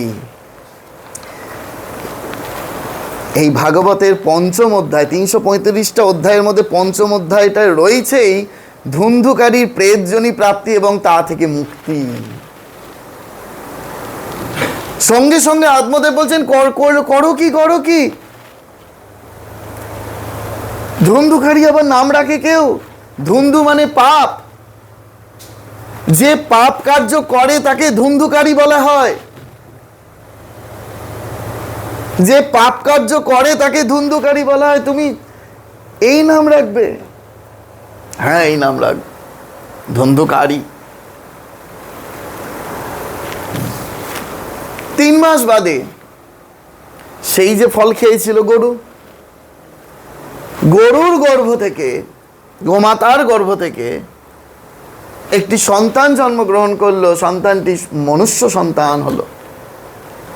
কানগুলো হলো গরুর মতো লম্বা লম্বা, সেই জন্য তার নাম হলো গোকর্ণ। তিনি হলেন স্বয়ং ভগবান বিষ্ণুর অংশ গোকর্ণ মহারাজ। গোকর্ণ মহারাজ কি? সেই গোকর্ণ মহারাজ গরুর গর্ভ থেকে জন্মগ্রহণ করলো। পিতা আত্মদেব, মাতা ধুন্ধুলির কাছে এই দুই সন্তান একসঙ্গে বড় হতে শুরু করলো। কিয়ৎ কালেন তৌ জাতৌ তারণৌ তনয়া বুভৌ গোকর্ণ পণ্ডিত জ্ঞানী ধুন্ধুকারী মহাখালা। দুইজন একসঙ্গে বড় হতে শুরু করলো। বললো কিয়ৎ কালেনা, কিছু কালের মধ্যেই, তৌ জাতৌ তরুণৌ, দুইজন জন্ম তরুণ, তনয়া বুভৌ, তারা শরীরে হৃষ্টপুষ্ট হলো। কেমন হলো? গোকর্ণ পণ্ডিত জ্ঞানী। গোকর্ণ সে হলো পণ্ডিত জ্ঞানী, আর ধন্ধুকারী মহাখালা। খলকত শব্দের অর্থ হচ্ছে খলয়তি লড়য়তি, যে খায় আর লড়ে, এরকমই বর্ণনা দেওয়া আছে। খালা, খালা শব্দের অর্থ হচ্ছে খল চরিত্র, বলে না আমরা সিনেমায় পেয়েছেন না, খল চরিত্র, খল নায়ক, ওই খল। মহাখালা, শুধু খল না, মহাখালা বিসর্গ আছে। তাহলে এই ধন্ধুকারী কিরকম না, কিছুকাল পরেই সে একেবারে সমস্ত বাচ্চাদের ওপর উৎপীড়ন করতে শুরু করলো। বাচ্চাদের ধরে ধরে কুয়ায় ফেলে দিত। সমস্ত রকম নেশাদ্রব্য গ্রহণ করতে শুরু করলো। নারীদের নির্যাতন করতে শুরু করলো। আরেকটু কিছু বয়স বাড়ার সঙ্গে সঙ্গে পতিতালয়ে যেতে শুরু করলো। ঠিক এমত অবস্থায়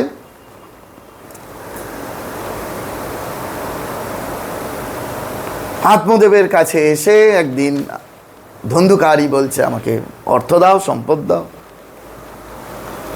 আত্মদেব বলছেন, দেখ, এইরকম ভাবে অর্থকে খরচ করিস না।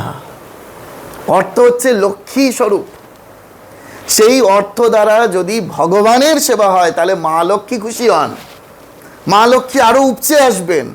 যে বাড়িতে ভগবানের ঠিক ঠিক সেবা হয় অর্থের দ্বারা, সেই বাড়িতে মা লক্ষ্মীর কৃপা বেশি করে বর্ষিত হয়। যেখানে সাধু সন্তের সেবা হয়, যেখানে ভগবানের সেবা হয়, সেইখানে মা লক্ষ্মী বেশি বেশি আসে, কৃপা বর্ষিত হয়। আর সেই অর্থ দ্বারা যদি বিরূপ কার্য হয় তাহলে মা লক্ষ্মী, চঞ্চলা নাম না মা লক্ষ্মীর, সেখানে তিনি অচঞ্চলা না থেকে চঞ্চল হয়ে সেখান থেকে বেরিয়ে যেতে শুরু করে। করিস না, এমন কাজ করিস না, বারবার করে বারণ করতে শুরু করলো আত্মদেব। কিন্তু কে কার কথা শোনে? ধন্ধুকারী দু তিনবার বাবার কথা শোনবার পরে বাবাকে প্রহার করলো, মারলো। মেরে একেবারে মুখ থেকে রক্ত দরদর করে পড়ছে, মাটিতে পতিত হলো আত্মদেব। দেখুন আজকের চরিত্র না, ঘরে ঘরে আজকের চরিত্র এটাই। কতকাল আগে ব্যাসদেব লিখে গেছেন। মেরে তার বাবাকে, ওই মুখ থেকে দরদর করে রক্ত পড়ছে, যেখানে টাকা রয়েছে সেখান থেকে টাকা বার করে নিয়ে পতিতালয়ে চলে গেল ধন্ধুকারী। ঠিক এমত অবস্থায় গোকর্ণ এসে বাবার কাছে দাঁড়িয়েছে। মুঞ্চা জ্ঞানং প্রজা রূপং মোহতা নরকে গতি নিপতিষ্যতি দোয়ং সর্বং তক্ত বনং রজ। আরে যখন পুত্র সন্তান হয়নি তখন ভেবেছিলাম মরে যাব, আর এখন পুত্র সন্তান হয়েছে এখনো মনে হচ্ছে মরে যাব।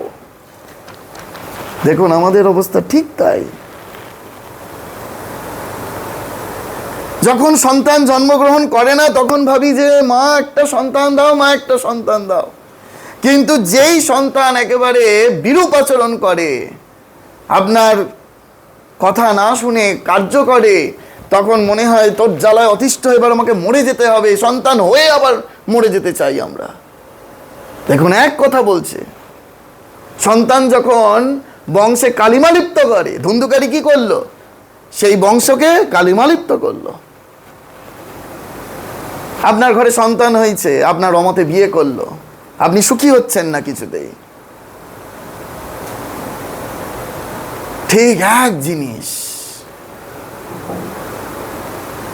সন্তান হবার আগেও বলছেন আমি মরতে গিয়েছিলাম, আমার সঙ্গে সন্তান হয়েছে, আমার এখনো মনে হচ্ছে আমি মরে যাই, কি করব? গোকর্ণ এখানে তখন বাবাকে দুটো শ্লোকে উপদেশ দিয়েছিলেন, যেটা গোকর্ণ গীতা নামে পরিচিত। দুটো শ্লোক, যেটা পরবর্তীকালে গোকর্ণ গীতা নামে পরিচিত। গোকর্ণ মহাজ্ঞানী তো, পণ্ডিত। সে তখন বাবাকে উপদেশ দিচ্ছে যে ধুন্ধুকারী আপনার মোটেই ক্ষতি করেনি, বরং ভালো করেছে, বরং ভালো করেছে। আপনার এই বুড়ো বয়সেও আপনার সংসারের প্রতি যে আসক্তি ছিল, সেই আসক্তিটাকে ত্যাগ করিয়েছে ধুন্ধুকারী। সে আপনার কল্যাণই করেছে। যে পণ্ডিত সে তো নেগেটিভকেও পজিটিভ দেখে। শ্লোক দুটো বলি। দেহে স্থিমাং সুরু ধীরে ভীমিতিং তেজ ত্বং জয়াসু তা দিশু সাদা মমতং বিমুঞ্চ পশ্যানিসং জগদীদং খানাভঙ্গ নিষ্ঠং বৈরাগ্য জ্ঞারসিকো ভাব ভক্তি তিষ্ঠা। 1 নম্বর শ্লোক। 2 নম্বর, ধর্মাং ভজস্য সততং তেজো লোক ধর্মান সেবস্য সাধু পুরুষং যোহি কাম তৃষ্ণম অনস্য দোষ গুণ চিন্তন মাসু মুক্ত্বা সেবা কথা রসো মাহ নিরতাং পিবত্যম। বাংলাটি হচ্ছে অপূর্ব সুন্দর। হে পিতা, এই দেহ, হাড়, মাংস আর রক্তের পিণ্ড, এর দ্বারা দুটো ক্ষতি আমাদের হয়। এই যে শরীরটা পেয়েছি না, দুটো ক্ষতি। একটা অহংতা, একটা মমতা, একটা আমিত্ব, আর একটা এই যে সংসারের প্রতি মমতা। আমি না থাকলে সংসারটা কে দেখবে? আমি না থাকলে সংসারটা ভেসে যাবে। এই একটা অহংতা আর একটা মমতা। বলছে এই দুটোই ঈশ্বর লাভের পথে অন্তরায়। দুটোই অন্তরায় ঈশ্বর লাভের পথে। যদি সত্যি সত্যি কেউ ভগবানকে পেতে চায়, তাহলে এই দুটোকে ত্যাগ করতে হবে। ত্যাগ করে কেবলমাত্র বৈরাগ্য রসের রসিক হয়ে ভগবত ভক্তিতে নিরত থাকতে হবে। তখন আত্মদেব ঠিক করলেন যে এই সমস্ত সংসার পরিত্যাগ করে আমি বনে চলে যাব। বনে চলে গেলেন আত্মদেব। এ তো বনে গেল, আত্মদেব চলে গেল, রইল পড়ে ধুন্ধুলি আর গোকর্ণ। এখন সমস্ত আক্রোশ গিয়ে পড়ল মাতা ধুন্ধুলির ওপর। মাতা ধুন্ধুলির ওপর। পড়ি, একটু সময় লাগুক, শুনে যান, তবে তো ভয় জন্মাবে, তবে তো মনে হবে যে একটু সচেতন হই। কারণ আমরা ভাবছি যে মরলাম আর একটা কি গীতা লেখা, না গীতা লেখা থাকে না ওই শ্রাদ্ধের কার্ডে, আবার ছিঁড়ে রাখতে হয় একটুখানি ঘরে। হ্যাঁ, গীতা লেখা স্বর্গীয় বলে ব্যাস লিখে দিলাম, হয়ে গেল স্বর্গীয় গমন।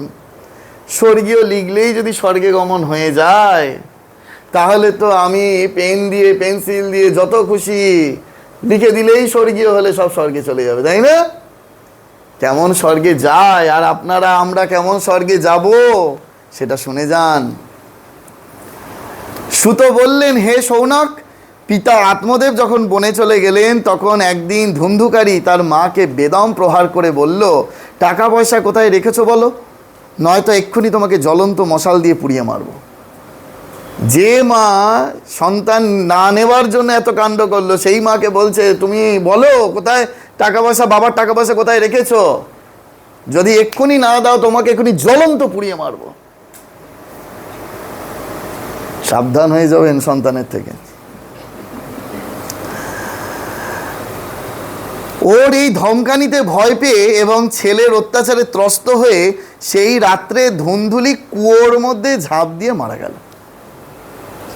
ছেলের ভয়ে আর থাকতে পারলো না, একদম কুয়োর মধ্যে নিজেই আগে থেকে, সেই ছেলে মারবার আগে থেকে কুয়োর মধ্যে আগে নিজেই ঝাঁপ দিয়ে ধুন্দুলি মরে গেল। যোগনিষ্ঠ গোকর্ণ তীর্থযাত্রায় বেরিয়ে পড়লেন। এই ঘটনায় তার কোনো সুখ বা দুঃখ কিছুই হলো না, কারণ তার কোনো শত্রুও ছিল না, মিত্রও ছিল না। শুধু বাংলাটা পড়ে যাচ্ছি। যখন দেখলেন বাবাও বনে চলে গেছে, পিতা আত্মদেব বনে চলে গেছে, মা ধুন্ধুলি ওইরূপভাবে আত্মহত্যা করেছে, তাহলে আর আমি এই সংসারের মধ্যে পড়ে থেকে কি করব? আমি তীর্থে তীর্থে ভ্রমণ করি, আমার এতে কোনো শোকও নেই, দুঃখও নেই, কারণ আমার কোনো শত্রুও নেই, আমার কোনো মিত্রও নেই, আমি একা। আরও সুযোগ পেয়ে গেল ধুন্ধুকারী। সঙ্গে সঙ্গে 5 জন বেশ্যাকে নিয়ে ধুন্ধুকারী বাড়িতে এসে বাস করতে লাগলো। পাড়া প্রতিবেশী আপত্তি জানাচ্ছে, আপত্তি জানানোর সঙ্গে সঙ্গে বলছে এরা আমার বিয়ে করা বউ। আরে বউ আর পতিতা তো কোনোদিন এক হবে না। সেই বেশ্যাদের জন্য ভোগ্যবস্তু জোগাড়ের চিন্তায় তার বুদ্ধিভ্রম হলো, সে নানা রকম ক্রূর কর্ম করতে লাগলো। আরে রাজার ধনও বসে খেলে একদিন ফুরিয়ে যায়, যত সম্পদ ছিল সব ফুরিয়ে গেল। যেই ফুরিয়ে গেল তখন কি করবে? ওই 5 জন পতিতাকে তো ঘরে এনে রেখেছে, বেশ্যাকে ঘরে এনে রেখেছে, আরে তাদেরকে ইন্ধন জোগাতে হবে তো। তাদের জন্য এবার ধুন্ধুকারী অন্যায় আচরণ অর্থাৎ চুরি করতে শুরু করলো, দস্যুবৃত্তি করতে শুরু করলো। সেই কুলোটারা একদিন তার কাছ থেকে অনেক গয়না চাইলো, মানে ওই বেশ্যারা আর কি। ধুন্ধুকারী তো কামে উন্মত্ত হয়েছিল, মৃত্যুর কোনো চিন্তাই কখনো তার হতো না। সে যে মরবে সে কথা সে ভাবতেই পারছে না। হ্যাঁ, সেই গয়না জোগাড় করতে সে বাড়ি থেকে বেরিয়ে পড়লো। নানা জায়গা থেকে সে অনেক টাকা পয়সা চুরি করে বাড়ি নিয়ে এলো। তারপর কিছু সুন্দর কাপড় চোপড় এবং গয়নাগাটি এনে তাদের দিল। চুরি করা প্রচুর ধনসম্পত্তি দেখে একদিন রাত্রে সেই বেশ্যারা চিন্তা করলো যে ধুন্ধুকারী রোজই চুরি করে, এর ফলে একদিন না একদিন রাজার লোকেরা একে ধরে নিয়ে যাবে। এই সব ধনসম্পত্তি কেড়ে নিয়ে নিশ্চয়ই একে প্রাণদণ্ড দেবে। একদিন যখন একে মরতেই হবে তখন এই ধনসম্পত্তির জন্য একে গোপনে হত্যা করি না কেন? যে 5 জনকে ঘরে এনে রেখেছে সেই 5 জনই ভাবছে আরে বাবা এ তো যা চুরি করে এ তো রাজার হাতে একদিন ধরা পড়বে, ধরা পড়ে তার প্রাণ যাবে, তার থেকে আরে আমরাই খালাস করে দিই, আমরাই সাফার করে দিই। যেই এরকম ভেবেছে সঙ্গে সঙ্গে একে খুন করে এর টাকা পয়সা সব নিয়ে আমরা কোথাও চলে যাই, এই চিন্তা করে তারা ঘুমন্ত ধুন্ধুকারীকে দড়ি দিয়ে বেঁধে গলায় ফাঁস দিয়ে তাকে হত্যার চেষ্টা করলো। এতে যখন ধুন্ধুকারী মরল না তখন তারা খুব চিন্তায় পড়ে গেল। তারা তখন ওর মুখে জ্বলন্ত অঙ্গার ঢুকিয়ে দিল, মানে কয়লা, জ্বলন্ত কয়লা তার মুখে ঢুকিয়ে দিল। আগুনের জ্বালায় তখন সে ছটফট করতে করতে করতে করতে মরে গেল। সেই বেশ্যারা ধুন্ধুকারীর দেহটাকে একটা গর্তে পুঁতে দিল। আসলে নারীরা এরকমই দুঃসাহসী হয়, কিছু মনে করবেন না। তাদের এই কর্মের খবর কেউ জানতে পারল না, ভাগবত বলছে আর কি। লোকে জিজ্ঞাসা করলে তারা বলল আমাদের প্রিয়তম টাকা পয়সার সন্ধানে এবার দূর দেশে চলে গেছেন, এই বছরের মধ্যেই ফিরে আসবেন। বুদ্ধিমান মানুষদের এই সব দুষ্টা নারীদের কখনো বিশ্বাস করা উচিত নয়। যে সকল মূর্খ এদের বিশ্বাস করে তাদের দুঃখ পেতে হয়। এদের রসালো কথা কামুকদের হৃদয়ে অমৃত রসের সঞ্চার করে, কিন্তু এদের হৃদয় শানিত ছুরির মতো তীক্ষ্ণ হয়। কাজেই এইসব নারীরা কার প্রতি আসক্ত হবে? এই কুলোটারা ধুন্ধুকারীর সমস্ত সম্পত্তি হাতিয়ে নিয়ে সেখান থেকে চলে গেল। তাদের এই রকম পতি না জানি আরও কতজন ছিল। এদিকে ধুন্ধুকারী নিজের কুকর্মের ফলে ভয়ঙ্কর প্রেতজনি প্রাপ্ত হলো। আমরা শরীর যাওয়ার পরে প্রেত হব না পিশাচ হব না ভূত হব? হ্যাঁ, আমাদের কর্মর দ্বারা নিহিত রয়েছে। আমরা ভূত হব না পিশাচ হব না প্রেত হব? আমরা যেমন যেমন কর্ম করব তেমন তেমন শিফটিং হবে, সেই সেই জনি প্রাপ্ত হবে। তা এ যা পাপ কাজ করেছে, ধুন্ধুকারী যা পাপ করেছে, প্রেত হয়েছে। সে ভীষণ ঝড়ের রূপ ধরে সর্বদা 10 দিক উত্তক্ত করে বেড়াতো। শীতে গ্রীষ্মে জর্জরিত ক্ষুধা তৃষ্ণায় কাতর হয়ে হায় আমার ভাগ্য, হায় আমার ভাগ্য বলে চেঁচাতো। বুঝতে পারছেন কি কষ্টটা? মৃত্যুর পরের কষ্ট বলা হচ্ছে এখানে। মৃত্যুর আগে যা পেরেছে তাই করেছে, যেমন খুশি তেমন চলেছে, যেমন তেমন অন্যায় করেছে, কিন্তু মৃত্যুর পরে কি বলছে? হায় আমার ভাগ্য, হায় আমার ভাগ্য বলে চেঁচাতো। কি অদ্ভুত সুন্দর শ্লোকটা শুনুন। ধুন্ধুকারী বহুবাত মহান প্রেত কুকর্মতা, ও যা কুকর্ম করেছে তাতে প্রেতজনি প্রাপ্ত হয়েছে। শীত তাপ পরিক্লিষ্ট নিরাহার পিপাসিত। এইগুলো যত বেশি করে শুনবেন তত বেশি করে সচেতন হবেন। আরে মরলেই সবকিছু হয়ে শেষ হয়ে যাবে না, ওখান থেকে শুরু, ওখান থেকে শুরু। বলছে শীত ও তাপ পরিক্লিষ্ট, শীতকালে প্রচন্ড শীত হবে, কাউকে বলতে পারবেন না। গরমে প্রচন্ড গরম করবে, কাউকে বলতে পারবেন না। নিরাহার পিপাসিত, প্রচুর খিদে পাবে, খেতে পাবেন না।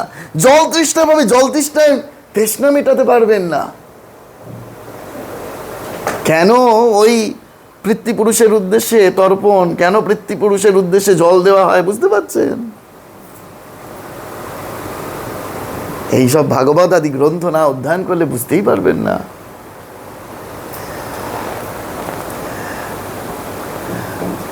কিন্তু এত চিৎকার করা সত্ত্বেও কোথাও তার আশ্রয় মিলল না, কারণ তখন তো তাকে কেউ দেখতে পাচ্ছে না, বায়বীয় শরীর হয়ে গিয়েছে, বায়বীয় শরীর। ওই জন্য দেখবেন যখন কেউ মারা যায় তিনি আপনার কাছেই আছেন, আপনার গাটা একটু শিরশির শিরশির করছে, কিছু একটা অনুভব করছেন, কিন্তু তাকে দেখতে পাচ্ছেন না। সে আপনাকে ছুতে চাইছে কিন্তু ছুতে পারছে না, বায়বীয় শরীরে সে আপনাকে ছুতে চাইছে, আপনার গাটা শিরশির শিরশির করছে, সে আপনার কাছেই আছে কিন্তু বুঝতে পারছেন না, আর সেও আপনাকে ছুতে পারছে না, সে ছুতে চাইছে কাছের মানুষকে। কিছুকাল পরে গোকর্ণ লোকমুখে ধুন্ধুকারীর মৃত্যু সংবাদ পেলেন। তখন ধুন্ধুকারীকে অনাথ বুঝতে পেরে গয়া তীর্থে গিয়ে তার শ্রাদ্ধ করেন এবং অন্যান্য যেসব তীর্থে তিনি যেতেন সেখানেও আবশ্যকীয় শ্রাদ্ধ ক্রিয়াদি করেন। ভেবে দেখুন, সন্ন্যাসীর হৃদয় এতটাই তো কোমল যে ধুন্ধুকারী এত দুরাচারী, এত পাপ করেছে, সেই ধুন্ধুকারীর জন্য গোকর্ণ মহারাজ গয়া তীর্থে গিয়ে কি করলেন? শ্রাদ্ধ করছে। শুধু গয়ায় নয়, যে সমস্ত জায়গায় তিনি যেতেন আর কি তীর্থে, সেখানে গিয়ে শ্রাদ্ধ করেছেন। হ্যাঁ, আমার স্পষ্ট মনে আছে, আমি যখন ওই 11 দিন ভূতের বাড়িতে ছিলাম, বেলুর মঠের প্রাচীন খুব সাধু, খুব বিদগ্ধ পণ্ডিত সাধু, তিনি আমাকে বলেছিলেন যে দেখো এই ওনার নাম গোত্র নিয়ে তুমি গয়ায় গিয়ে পিণ্ড দাও, তাতে তার মুক্তি হতে পারে, মুক্তি হতে পারে। কিন্তু সেইভাবে মুক্তি হয় না, সেটাও শোনাচ্ছি দেখুন। এইভাবে ঘুরতে ঘুরতে গোকর্ণ নিজের বাড়ি এলেন একদিন এবং রাত্রিবেলা অন্যের অলক্ষ্যে সোজা নিজের বাড়ির আঙিনায় রাত্রিবাস করতে এলেন। সেখানে নিজের ভাইকে রাত্রিবেলা ঘুমোতে দেখে ধুন্ধুকারী নিজে মহাভয়ঙ্কর মূর্তি দেখালো। সে বাড়ি ছেড়ে কিন্তু বেরোতে পারছে না, বুঝতে পারছেন? যারা নিজের টাকায় বাড়ি বানিয়েছেন তারা এখন থেকে অনাসক্ত হয়ে যান, না হলে মৃত্যুর পরে ওই বাড়ি ছেড়ে বেরোতে পারবেন না। কারণ ওইটা আপনার টাকায় বানিয়েছেন, এত দাঁড়িয়ে থেকে থেকে মিস্ত্রিকে দিয়ে কাজ করিয়েছেন, ওখানে ওইটা হবে, ওখানে সেইটা হবে, ওখানে ওই ডিজাইনটা হবে, ওখানে এইটা হবে, কারণ আপনার হাতে বানিয়েছেন। তো আপনি মৃত্যুর পরে ওই জায়গাতে বেরোতেই পারবেন না, ওই বাড়ি ছেড়ে বেরোতে পারে না। ওই জন্য বাড়ির প্রতি বেশি মায়া রাখতে নেই, একটু বাড়ি থেকে বয়স হয়ে গেলে একটু তফাতে তফাতে থাকতে হয়। শুনছেন তো? তারপরেই বলছেন যে সেখানে নিজের ভাইকে এরকম রাত্রিবেলা দেখে ধুন্ধুকারী নিজের মহাভয়ঙ্কর মূর্তি দেখালো। কখনো ভেড়া, কখনো হাতি, কখনো মহিষ, কখনো ইন্দ্র, কখনো অগ্নির রূপ ধারণ করলো, শেষকালে আবার মানুষ রূপে দেখা দিল। এই সব অসাধারণ ব্যাপার দেখে গোকর্ণ স্থির করলেন যে এ কোনো দুর্গতিপ্রাপ্ত। তখন তিনি ধৈর্য ধরে তাকে জিজ্ঞাসা করলেন। গোকর্ণ বললেন, তুমি কে? আমি বাংলাটাই পড়ে যাচ্ছি, শ্লোকগুলো পরে কখনো সময় হলে বলবো। বলছে, তুমি কে? রাত্রিবেলা এই সব ভয়ানক রূপ দেখাচ্ছ কেন? তোমার এই দশা কি করে হলো আমাকে ঠিক করে বলো। তুমি প্রেত না পিশাচ অথবা রাক্ষস? তুমি কে? ভাবতে পারছেন? এগুলো সব এক একটা আলাদা আলাদা ডেফিনেশন আছে। প্রেত কাকে বলে, পিশাচ কাকে বলে, রাক্ষস কাকে বলে, ভূত কাকে বলে। যেমন যেমন আচরণ করবেন তেমন তেমন আমাদের ওই প্রাপ্তি হয়ে যাবে। কিন্তু সুত বললেন, গোকর্ণ এই রকম প্রশ্ন করাতে সে বারে বারে উচ্চ স্বরে কাঁদতে লাগলো। তার কথা বলার ক্ষমতা ছিল না, তার কথা বলার ক্ষমতা ছিল না। তাই সে ইশারা দিয়ে বোঝাতে লাগলো। গোকর্ণ তখন তার গন্ডুসে জল নিয়ে মন্ত্র পড়ে সেই জল তার গায়ে ছিটিয়ে দিল। এতে তার পাপ কিছুটা নষ্ট হওয়াতে সে এই কথা বলতে লাগলো। প্রেত বলল, আমি তোমার ভাই, অহং ভ্রাতা তদীয়ামস্মি ধুন্ধুকারী নীতি নামতা। আমি তোমার ভাই, আমার নাম ধুন্ধুকারী। কখন বলতে পারলো? যখন ওই একটু জল, মন্ত্রপুত জল তার গায়ে ছিটিয়ে দিল, তখন সে বলার একটু শক্তি পেল। এই যে মৃত্যুর পরে এত দোষ পায়, সেই দোষ খণ্ডন করতে হয়। কেন করতে হয় এগুলো শুনুন এবার। প্রেত বলল, আমি তোমার ভাই, আমার নাম ধুন্ধুকারী। আমার নিজের দোষেই আমি নিজের ব্রাহ্মণত্ব খুইয়েছি। আমার কুকর্মের সীমা নাই। আমি ভয়ানক অজ্ঞান অন্ধকারে ঘুরপাক খাচ্ছিলাম, ফলে আমি অনেক মানুষের ক্ষতি করেছি।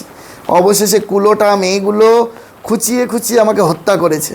এর ফলে বর্তমানে আমি প্রেত জনিতে পড়ে এই দুর্দশা ভোগ করছি। কোন জনিতে পড়েছে? প্রেত জনিতে। এখন দৈব বশে কর্মফলের উদয়ে কেবল বায়ু ভক্ষণ করে জীবন ধারণ করছি। কি খাচ্ছে? শুধু বায়ু খেয়ে রয়েছে। আর আমরা ভাবছি 13 দিনে ঠাকুরমশাইকে ডেকে বেশ করে শ্রাদ্ধ করব, লোটে মাছ করব না পমপ্লেট মাছ করে খাওয়াবো, 100 জনকে নেমন্তন্ন করবো না 50 জনকে নেমন্তন্ন করবো। ও কি ভালো শ্রাদ্ধ করেছি মায়ের, ছেটে পুটে একেবারে মাছের ঝাল সর্ষে বাটা দিয়ে করা, খেয়ে চলে গেল সবাই। ভাবলাম আমার মা বোধহয়, আমার বাবা বোধহয়, আমার প্রিয়জন বোধহয় স্বর্গপ্রাপ্তি হয়ে গেছে। ঘোড়ার ডিম। ভাই তুমি তো দয়ার সাগর, এখন তো কোনো রকমে তাড়াতাড়ি আমাকে এই জনি থেকে মুক্ত করো। গোকর্ণ ধুন্ধুকারীর সব কথা শুনে বললেন, ভাই হে, ব্যাপারটা আমায় বড় আশ্চর্য ঠেকছে। আমি গয়ায় গিয়ে শাস্ত্রমতে পিণ্ডদান করেছি, তবুও তুমি প্রেতজনি থেকে উদ্ধার হওনি। গয়ায় গিয়ে, ভাবুন, এখানে সেখানে না, বাড়িতে নয়, বাড়ির ছাদে নয়, প্যান্ডেল করে নয়, সাক্ষাৎ গয়ায় গিয়ে তোমার জন্য আমি পিণ্ডদান করেছি। হ্যাঁ, আমরা ভাবি না, ও চল টিকিট কেটে একটু ঘুরে আসি। আবার ভারত সেবাশ্রম সংঘ আছে ওখানে, ওরা খুব সুন্দর ব্যবস্থা করে দেয় পিণ্ডদানের, পিণ্ডদান করে আসি, তাহলেই একেবারে সদ্গতি। তা বলছে, আমি তোমার ওই করে এসেছি, তাও তুমি মুক্ত হওনি। ভাববেন না যে আপনি মহারাজ, আপনি এই যে ধুন্ধুকারীর কথা বলছেন, সেই ধুন্ধুকারী তো এই পাপ করেছে, কিন্তু আমরা যারা প্রিয়জনের উদ্দেশ্য করি তারা তো এইসব পাপ করেনি। পাপ তো শুধু কায় দিয়ে হয় না, পাপ তো মন দিয়ে হয়, পাপ তো বাক্য দিয়েও হয়। শুধু তো ধুন্ধুকারীর কায়ের দ্বারা, কায় মানে শরীর, শুধু শরীর দ্বারা প্রাপ্ত পাপের কথা শ্রবণ করছেন আপনারা এখানে, কিন্তু আমাদের প্রিয়জনেরা না জানি কোনো মন দিয়ে হয়তো পাপ কার্য করেছে, আমরা তার টেরই পাইনি। আমাদের প্রিয়জনেরা হয়তো বাক্য দ্বারা আমার জন্মের পূর্বে হয়তো পাপ কার্য করেছে, তার কথা আমরা জানি না। আমরা ভাবছি আমরা তাকে যতদিন দেখেছি তিনি তো একদম সুন্দর মানুষ ছিলেন, ঠিক কি না?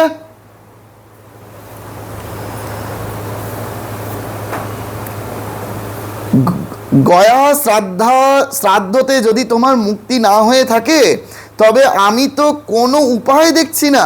তুমি সব কথা খুলে বলো, আমার এখন কি করা কর্তব্য? প্রেতকে জিজ্ঞেস করছে গোকর্ণ মহারাজ।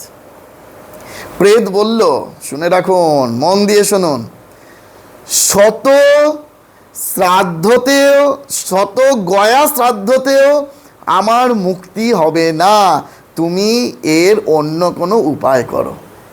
একটা গয়ায় গিয়ে পিণ্ড না, যদি তুমি শতবার গয়ায় গিয়ে পিণ্ড দাও তাহলেও আমার মুক্তি হবে না। সেটা তো পরে, কিন্তু এত পাপ করেছে যে কিছুতেই তার শতবার হলেও হবে না। প্রেতের এই কথা শুনে গোকর্ণের বড় আশ্চর্য লাগলো। তিনি বলতে লাগলেন, শত শ্রাদ্ধতেও যদি তোমার উদ্ধার না হয় তবে তো তোমার উদ্ধার অসম্ভবই। আচ্ছা, এখন তো তুমি নির্ভয়ে স্বস্থানে থাকো, আমি চিন্তা ভাবনা করে তোমার উদ্ধারের কোনো উপায় করব। গোকর্ণের আদেশ পেয়ে ধুন্ধুকারী সেখান থেকে নিজের জায়গায় চলে গেল। এদিকে গোকর্ণ সারা রাত ধরে চিন্তা করলেন, কিন্তু কোনো উপায় খুঁজে পেলেন না। সকালবেলা সকলে তাকে বাড়িতে দেখে খুশি হয়ে তার সঙ্গে দেখা করতে এলেন। রাত্রে সেসব ঘটনা ঘটেছিল গোকর্ণ তা সকলকে বললেন। তাদের মধ্যে যারা যোগনিষ্ঠ, বিদ্বান, জ্ঞানী ও বেদজ্ঞ, তাদের অনেক শাস্ত্র বিচার করে দেখলেন, কিন্তু উদ্ধারের কোনো পথ পাওয়া গেল না। উদ্ধারের কোনো পথ পাওয়াই গেল না। এত পণ্ডিত ডাকলেন, পুরোহিত ডাকলেন, এই শ্রাদ্ধ হবে, এই হবে, কিন্তু কিছুতেই পথ পেলেন না। তখন সকলে সিদ্ধান্ত করলেন যে এই বিষয়ে সূর্যদেব যা বিধান দেবেন তাই করা উচিত। গোকর্ণ তখন নিজের তপবলে সূর্যের গতি রুদ্ধ করে দিলেন। গোকর্ণ মহারাজ নিজের তপবলে সূর্যের গতিটাকে রুদ্ধ করে দিলেন। আজকে বোধহয় আমি করে নেবো, আজকে একটু পাঠ হতে দেরি হবে। হে ভগবান, তারপর স্তুতি করে বললেন, হে ভগবান, আপনি সমগ্র জগতের সাক্ষী, আমি আপনাকে প্রণাম করছি, আপনি অনুগ্রহ করে ধুন্ধুকারীর উদ্ধারের উপায় বলুন। গোকর্ণের এই প্রার্থনা শুনে সূর্যদেব দূর থেকেই পরিষ্কারভাবে বললেন, একমাত্র শ্রীমদ্ ভাগবতে মুক্তি হতে পারে, সুতরাং তুমি ভাগবত পাঠের আয়োজন করো। স্বয়ং সূর্য ভগবান বলছেন যে একমাত্র ভাগবত পাঠ। ওই জন্য মৃত্যুর পরে আমাদের জেনে রাখা প্রয়োজন, শ্রাদ্ধ কাজ না হলেও চলবে, পুরোহিতকে দেখে শ্রাদ্ধের কাজ না করলেও চলবে, কিন্তু সেই মৃত্যুর পরে যদি আমরা সেই বাড়িতে ভাগবত পাঠ দিতে পারি, একদিন নয়, দুদিন নয়, 3 দিন নয়, 4 দিন নয়, 7 দিন যদি সেখানে ভাগবত পাঠের আয়োজন করতে পারি, তাহলে তার সদ্গতি হতেই হবে। প্রমাণ। তুমি রাগ করো না যেন বলছি। তখন সকলে বললেন, নিষ্ঠা ভরে এই অনুষ্ঠান করো, আর এই অনুষ্ঠানও অতি সরল। তখন গোকর্ণ সেই অনুসারে মন স্থির করে ভাগবত কথা পাঠের জন্য প্রস্তুতি নিলেন। নানা দেশে গ্রামগঞ্জ থেকে কথা শোনবার জন্য লোকের আগমন হলো। অনেক পঙ্গু, অন্ধ, বৃদ্ধ, মন্দবুদ্ধি মানুষও নিজেদের পাপক্ষয়ের উদ্দেশ্যে সেখানে এসে পৌঁছালো। বহু মানুষ গ্রামগঞ্জ থেকে, দূর দূরান্ত থেকে, যেখানে শুনেছে, ওই যে আমি বলি না, যেখানে ভাগবত কথা হচ্ছে শুনলেই সেখানে যেতে হয়। ভগবানের কথা, ভাগবত কথা যেখানে হচ্ছে শুনলেই যেতে হবে। নিমন্ত্রণ করুক আর চাই না করুক, শোনা মাত্র যেতে হবে, মন দিয়ে শুনতে হবে। তারা সবাই এলেন, ফলে সেখানে এমন লোক সমাগম হলো যে দেখে দেবতারা পর্যন্ত আশ্চর্য হয়ে গেল। গোকর্ণ যখন ব্যাসাসনে বসে কথা পাঠ করতে লাগলেন, তখন সেই প্রেতও সেখানে এসে উপস্থিত হলো এবং বসবার জন্য এদিক ওদিক জায়গা খুঁজতে লাগলো। খুঁজতে খুঁজতে একটা সোজা করে রাখা 7 গাঁটযুক্ত বাঁশের ওপর তার নজর পড়ল। আরে বায়বীয় শরীর তো, এটা আর আপনাদের মাঝে এসে বসতে পারবে না, পাশে দেখে নিন বসে বসে আছে কিনা। তার জন্য বসবার জন্য একটা স্ট্যান্ড লাগবে, তো সেই স্ট্যান্ডটা কি হলো? বাঁশ। বাঁশে কটা গাঁট ছিল? 7টা গাঁট ছিল। কদিন পাঠ হবে? 7 দিন পাঠ হবে। 7টা গাঁট ওলা একটা বাঁশ, সেই বাঁশে ঠেসান দিয়ে দাঁড়ালো, ঠেসান দিয়ে দাঁড়ানোর চেষ্টা করলো। দেখুন এবার কি বলবে। গাঁটযুক্ত বাঁশের ওপর তার নজর পড়ল, সেই বাঁশের নিচের ছিদ্রের মধ্যে ঢুকে গিয়ে সে পাঠ শ্রবণের জন্য বসে পড়ল। বাঁশেও ঠেসান দিয়ে দাঁড়াতে পারছে না, বাঁশের তলার ছিদ্রের মধ্যে দিয়ে ঢুকে গেল, ঢুকে গিয়ে শ্রবণ করছে। তারা বুঝতে পারছেন যেখানে ভগবানের কথা হচ্ছে, ভাগবত পাঠ হচ্ছে, যারা প্যান্ডেল করে তাদের কি ভয়ানক অবস্থা। হ্যাঁ, বাঁশগুলোর ভেতর দেখতে হবে টর্চ মেরে কিছু আছে কিনা। সেই বাঁশের মধ্যে ঢুকে গেল। একজন বৈষ্ণব ব্রাহ্মণকে গোকর্ণ মুখ্য শ্রোতারূপে স্থির করলেন এবং প্রথম স্কন্ধ থেকে স্পষ্ট স্বরে কথা পাঠ আরম্ভ করলেন। সন্ধ্যাবেলা যখন পাঠের বিশ্রাম দেওয়া হলো, তখন এই বড়ই বিচিত্র ঘটনা ঘটলো। সকাল থেকে শুরু হয়, সূর্যোদয় থেকে একদম সূর্যাস্ত অবধি, সন্ধে অবধি পাঠ চলছে। তাই যখন এই পাঠ বিশ্রাম দেওয়া হচ্ছে, বিশ্রাম মানে যখন পাঠ শেষ হচ্ছে, পাঠের বিশ্রাম বলা হয় এগুলোকে, যখন পাঠের বিশ্রাম দেওয়া হচ্ছে তখন একটা করে অদ্ভুত ঘটনা ঘটতে শুরু করলো। কি ঘটনা? সভাস্থ সকলের সামনেই সেই বাঁশটির একটি গাঁট মটমট করে ভেঙে গেল। 7টা গাঁট ছিল, প্রথম দিন পাঠ হলো, শেষ হলো, বিশ্রাম দেওয়া হলো, একটা গাঁট মটমট করে ভেঙে গেল। এইভাবে দ্বিতীয় দিন সন্ধ্যেবেলা দ্বিতীয় গাঁট ফেটে গেল, তৃতীয় দিন একই সময়ে তৃতীয় গাঁটটি ফেটে গেল। এইভাবে 7 দিনে 7টি গাঁট ভেদ করে দুন্ধুকারী 12টি স্কন্ধ শ্রবণ করে পবিত্র হয়ে প্রেত যোনি থেকে মুক্ত হয়ে গেল এবং দিব্যরূপ ধারণ করে সকলের সামনে দেখা দিল। দিব্যরূপ কি? শঙ্খচক্র গদা পদ্মধারী নারায়ণ সেই ধুন্ধুকারীর রূপে এসে সকলের সামনে দর্শন দিল, যারা ওখানে শ্রোতারা শুনছে। তার নবঘন শ্যাম দেহ, পীতাম্বর তুলসী মালায় শোভিত, মাথায় মনোহর মুকুট আর কর্ণে কমনীয় কুণ্ডল চিকচিক করছিল। নিজের ভাই গোকর্ণকে সত্তর প্রণাম করে সে বলল, ভাইয়ে তুমি কৃপা করে আমাকে প্রেতজনি থেকে মুক্তি দিয়েছ। প্রেত পীড়া নাশকারী সেই শ্রীমদ্ ভাগবত কথা ধন্য, আর শ্রীকৃষ্ণের পরম ধাম প্রদানকারী সেই শ্রীমদ্ ভাগবতের সপ্তাহ পারায়ণও ধন্য। সপ্তাহ শ্রবণের এই অনুষ্ঠান যখন হয়, সকল পাপ রাশি কাঁপতে থাকে, কারণ তারা বুঝতে পারে যে ভাগবতী কথা তাদের এখনই ধ্বংস করে দেবে। আগুনে যেমন ভেজা শুকনো ছোট বড় সব কাঠকেই ভস্মীভূত করে, সেই রকম এই সপ্তাহ শ্রবণ মন বাক্য কর্ম দ্বারা কৃত নতুন পুরাতন ছোট বড় সব রকম পাপ ভস্ম করে দেয়। বুঝতে পারছেন এই ভাগবতের কি ক্ষমতা? যত পাপ ছোট বড় মেজো যা কিছু পাপ করি না কেন, ভাগবত পাঠ যদি আমরা শ্রবণ করতে পারি শ্রদ্ধার সঙ্গে, তাহলে আমাদের সমস্ত ক্ষয় হয়ে যাবে। পণ্ডিতগণ দেবতাদের সভায় বলেছিলেন, যে ব্যক্তি ভারতবর্ষে শ্রীমদ্ ভাগবত কথা শ্রীমদ্ ভাগবত কথা না শোনে তার জন্মই বৃথা। বুঝতে পারছেন? যে জন্মে যদি আমরা ভাগবত শ্রবণ যদি না করি, তাহলে ভারতবর্ষে জন্মনোটাই বৃথা। অস্থি এই শরীরের কাঠামো স্নায়ুরূপ দড়ি দিয়ে সেটা বাঁধা, তার উপরে এতে মাংস ও রক্ত লেপে দিয়ে চামড়া দিয়ে ঢেকে দেওয়া রয়েছে। এর প্রতি অঙ্গে দুর্গন্ধ, কারণ আসলে এ তো মলমূত্রের ভাণ্ড মাত্র। ঠাকুর কথামৃতে বলছে না, দেখো নারীকে তুমি ভালোবাসছো, যে আমরা পেরিয়ে এসেছি পড়েছি যে নারীর শরীরের ভেতর কি আছে, মল মূত্র হাড় মজ্জা, একে তোমরা ভালোবাসছো। হ্যাঁ, আমরা উপরের চাকচিক্যটাকে খুব সুন্দর ভালোবাসি, যেই এক্সরে প্লেট দেওয়া হবে, ও বাবা এই এক্সরে প্লেটকে আমরা ভালোবাসবো না, ভেতরটা আমরা ভালোবাসবো না, ওই ওপরের চামড়াটা আমরা ভালোবাসি। বৃদ্ধাবস্থা ও নানা দুঃখের জন্য এই পরিণামে দুঃখময় আর বিভিন্ন রোগের আশ্রয়স্থান। সদা সর্বদা কোনো না কোনো কামনায় এই শরীর পীড়িত থাকে, কখনোই তৃপ্তি নেই। একে ধারণ করে থাকাও একটা ভার স্বরূপ। এর প্রতি রঙ্কুব নানা দোষে পরিপূর্ণ। এই শরীর শেষ হয়ে যেতে মুহূর্তও লাগে না। মরণের পর যদি একে কবর দেওয়া হয়, তাহলে কৃমিতে পরিণত হয়। কোনো পশু যদি এই দেহ খেয়ে ফেলে, তাহলে তার শরীরের বিষ্ঠায় পরিণত হয়। আর যদি আগুনে জ্বালিয়ে দাও, তাহলে একগাদা ছাই তৈরি হয়। এই শরীরের এই 3 পরিণতিই বলা হয়। এই রকম নশ্বর শরীর দিয়ে মানুষ অবিনশ্বর ফলদায়ী কর্ম কেন করে না?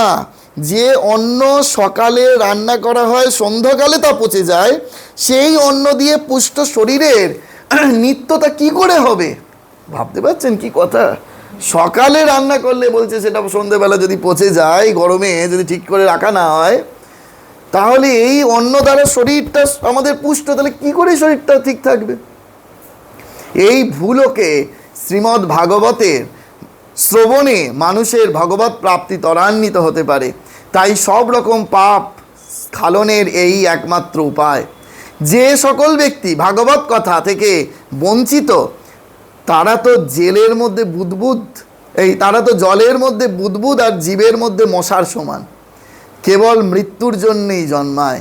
যার প্রভাবে জ্বর ও শুকনো বাঁশের গাঁট ফাটতে পারে, সেই ভাগবত কথা শ্রবণে মননের গ্রন্থিভেদ, কত গ্রন্থিভেদ কোনো বড় কথা? সপ্তাহ শ্রবণে মানুষের হৃদয় গ্রন্থিটা খুলে যায়, মনের সমস্ত সংশয় দূর হয়ে যায় এবং সমস্ত কর্ম ক্ষীণ হয়ে যায়। এই ভাগবত কথারূপ তীর্থ সংসারের ক্লেশ ধুয়ে মুছে পরিষ্কার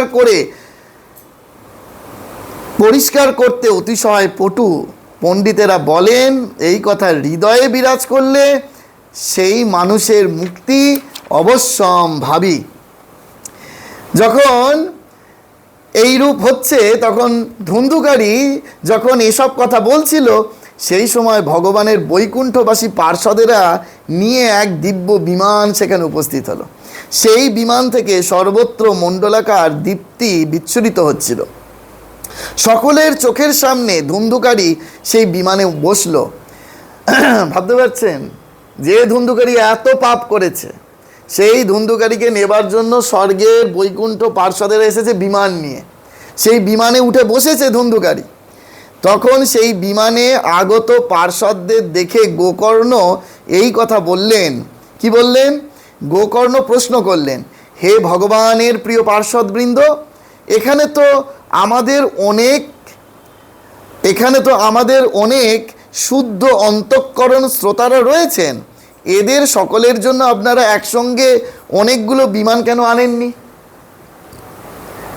শুধু তো একা ধুন্ধুকারী শোনেনি বাসের মধ্যে ঢুকে, হ্যাঁ, এখানে তো আমরা এতজন শুনছি, আমাদের জন্য কেন বিমান আনেনি? প্রশ্ন করেছে। আমি তো দেখছি যে এখানে সকলে সমানভাবে পাঠ শুনেছে, কিন্তু ফলপ্রাপ্তিতে এই রকম পার্থক্য কেন হলো, একথা আমাকে বলুন। আমাদের জন্য বিমান টিমান আসবে না কিন্তু, ঠিক আছে? পার্থক্য কেন?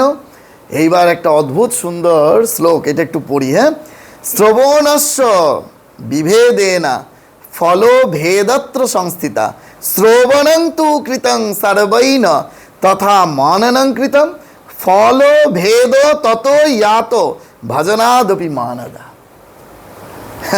শুনুন, বলছেন যে শ্রী ভগবানের সেবকগণ বললেন, হে মান্যবর, এই ফলভেদের কারণ এদের শ্রবণের পার্থক্য।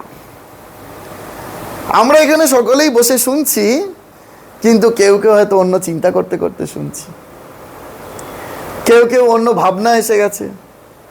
হ্যাঁ, কেউ কেউ আমরা ভাবছি ফোনটা ভাইব্রেট হচ্ছে, এই বোধহয় ফোন, দরকারি ফোন আসছে। নানা রূপ আমাদের মনের বিচ্ছুরণ ঘটছে।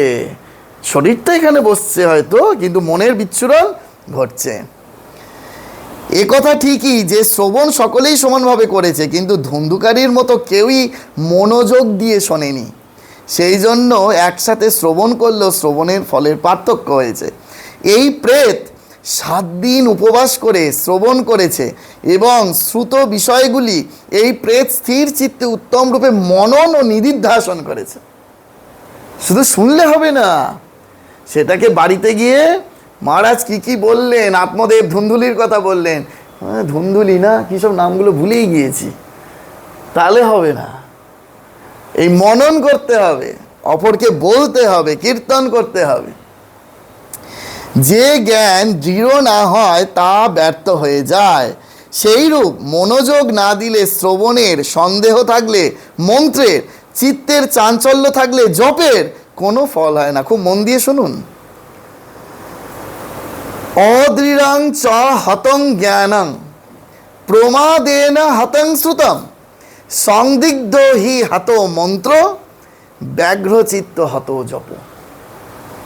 চারটে জিনিস। মনোযোগ না দিলে শ্রবণের কোনো ফল নেই। যদি মনোযোগ দেওয়া না হয় তাহলে শ্রবণের ফল নাই। যদি সন্দেহ একবার সৃষ্টি হয় তাহলে মন্ত্রের ফল নেই। সন্দেহ যদি একবার জন্মায়, গুরুদেব আমায় মন্ত্র দিয়েছে, ওর গুরুদেব বেশ শক্তিশালী মন্ত্র দিয়েছে, আমার গুরুদেবের মন্ত্রটা বেশি শক্তিশালী না, যদি একবার সন্দেহ জন্মায় তাহলে সেই মন্ত্রের কোনো ফল নাই। চিত্তের চাঞ্চল্য যদি থাকে তাহলে জপের কোনো ফল নাই। জপ করতে বসেছি কিন্তু মনটা খুব চঞ্চল হয়ে রয়েছে, তাহলে যতই জপ করি না কেন তার কোনো ফল নাই। এই রূপ বলে দেওয়া হলো। সেই জন্য বলা হলো গুরুবাক্যে বিশ্বাস, নিজের দিনভাব, মনের দোষসমূহের ওপর আধিপত্য এবং পাঠ শ্রবণে চিত্তের একাগ্রতা, এই সব নিয়ম যদি পালন করা যায় তাহলে শ্রবণের যথার্থ লাভ হয়। এই সব শ্রোতারা যদি পুনরায় শ্রীমদ্ ভাগবত পাঠ শ্রবণ করে তবে এরা সকলেই নিশ্চিতভাবে বৈকুণ্ঠ গতি লাভ করবে। সেই জন্য আবার গোকর্ণ মহারাজ ঠিক পরের মাসে, এই পাঠটা শুরু হয়েছিল আষাঢ় মাসে, ঠিক তার পরের মাসে শ্রাবণ মাসে আবার কৃষ্ণপক্ষে সেই আবার সপ্তাহ, ভাগবত সপ্তাহের আয়োজন করেন। ভাগবত সপ্তাহের আয়োজন করা মাত্রই সেই সপ্তাহকালীন শেষ দিবসে স্বর্গ থেকে বিমান এলো, বৈকুণ্ঠ থেকে বিমান এলো। সবাই যারা যারা যত শ্রোতারা শুনেছিল, যেমন রাম যখন লীলা সংবরণ করেছিল, এখানে খুব সুন্দর করে রয়েছে একদম শেষে, যে রাম যখন লীলা সংবরণ করেছিল, লীলা পার্ষদ বৃন্দ যত ছিল সবাইকে নিয়ে তিনি সদামে চলে গিয়েছিলেন। ঠিক সেরকম এই গোকর্ণ মহারাজের দ্বারা ব্যক্ত ভাগবত শ্রবণের মধ্যে দিয়ে যারা যতজন ভাগবত শ্রবণ করেছিল তারা সবাই বৈকুণ্ঠের বিমানে চড়ে বৈকুণ্ঠ গমন করেছিলেন। সেই জন্য আমাদের একান্ত কর্তব্য, যেখানে ভাগবত কথা হচ্ছে সেখানে অত্যন্ত নিষ্ঠার সহকারে সমস্ত ভুলে গিয়ে, দিক বিদিক ভুলে গিয়ে, ফোনটাকে একেবারে সুইচ অফ করে পকেটে ঢুকিয়ে দিয়ে এক মনে একাগ্র চিত্তে শুধু ভাগবত শ্রবণ করা, তাকে মনন করা এবং তারপরে একজন ব্যক্তি হলেও সেটিকে কীর্তন করা তাদের মাঝে। এইরূপ যদি আমাদের না হয় তাহলে আমাদের এই ভারতবর্ষে যে জন্মানো, সেই জন্মানোটাই বৃথা, জন্মানোটাই বৃথা। এই ভাগবতের এত এত এত ক্ষমতা বলা হচ্ছে। তা যাই হোক, আজকে আমরা একটু বেশি সময় নিলাম। সামনের দিন থেকে লোভটা বাড়ালাম হলো, সামনের দিন থেকে, সামনের একাদশী বোধহয় 7 তারিখ সোমবার, 7ই সেপ্টেম্বর সোমবার, তো সেই দিনও আমরা ভাগবতে প্রবেশ করব। আশা করি আপনাদের সকলের মন আকর্ষিত হয়েছে ভাগবতের প্রতি। এই ভাগবত যদি আমরা শোনবার অভ্যেস তৈরি করতে পারি, পড়বার অভ্যেস তৈরি করতে পারি, এতে যে আমাদের আধ্যাত্মিক কল্যাণ কিভাবে সাধিত হবে আমরা নিজেরাই বুঝতে পারি না। আর এই একাদশীর দিনটি কেন বাছা হয়েছে? যদি ঠিক করে নিয়ম মাফিক খুব যত্ন তৎপর হয়ে একাদশী ব্রত করে এসে যদি এই বৈকাল বেলা, আমি যে কটা দিন একাদশীতে থাকবো, চেষ্টা করব থাকার, এই বৈকাল বেলা যদি ভাগবত শ্রবণ করতে পারেন আপনারা, তাহলে এর যে কি মারাত্মক ফল আপনারা তা ধারণা করতে পারছেন না। যদি ঠিক করে একাদশী ব্রত পালন করে নিষ্ঠার সহকারে আমরা যদি এই ভাগবত শ্রবণ করি, তার যে কি ফল আমরা তা ধারণা করতে পারবো না, কোনো কিছু দ্বারা বিচার করতে পারবো না। হ্যাঁ, কোনো কিছু অর্থের বিনিময়টা হয় না, জন্য লিখে দিয়েছিলাম ওখানে কোনো রকম প্রণামী আনবেন না, কারণ এটা অর্থ দ্বারা এর কোনো মাপকাঠি দাঁড়াবে না, এ ভ্যালুলেস। সেই জন্য আমাদের এটাকে যদি হৃদয়ঙ্গম করি, অর্থ বোধগম্য করি এবং অপরকে সেটাকে শোনাতে পারি, তাহলে আমাদের এই জীবনটা সার্থক হবে। ভগবানের পরম পদ আমরা এই জীবনেই আশ্রয় লাভ করতে পারব। ওম শান্তি শান্তি শান্তি। হরি ওম তৎসৎ। শ্রীরামকৃষ্ণার প্রণমস্তু।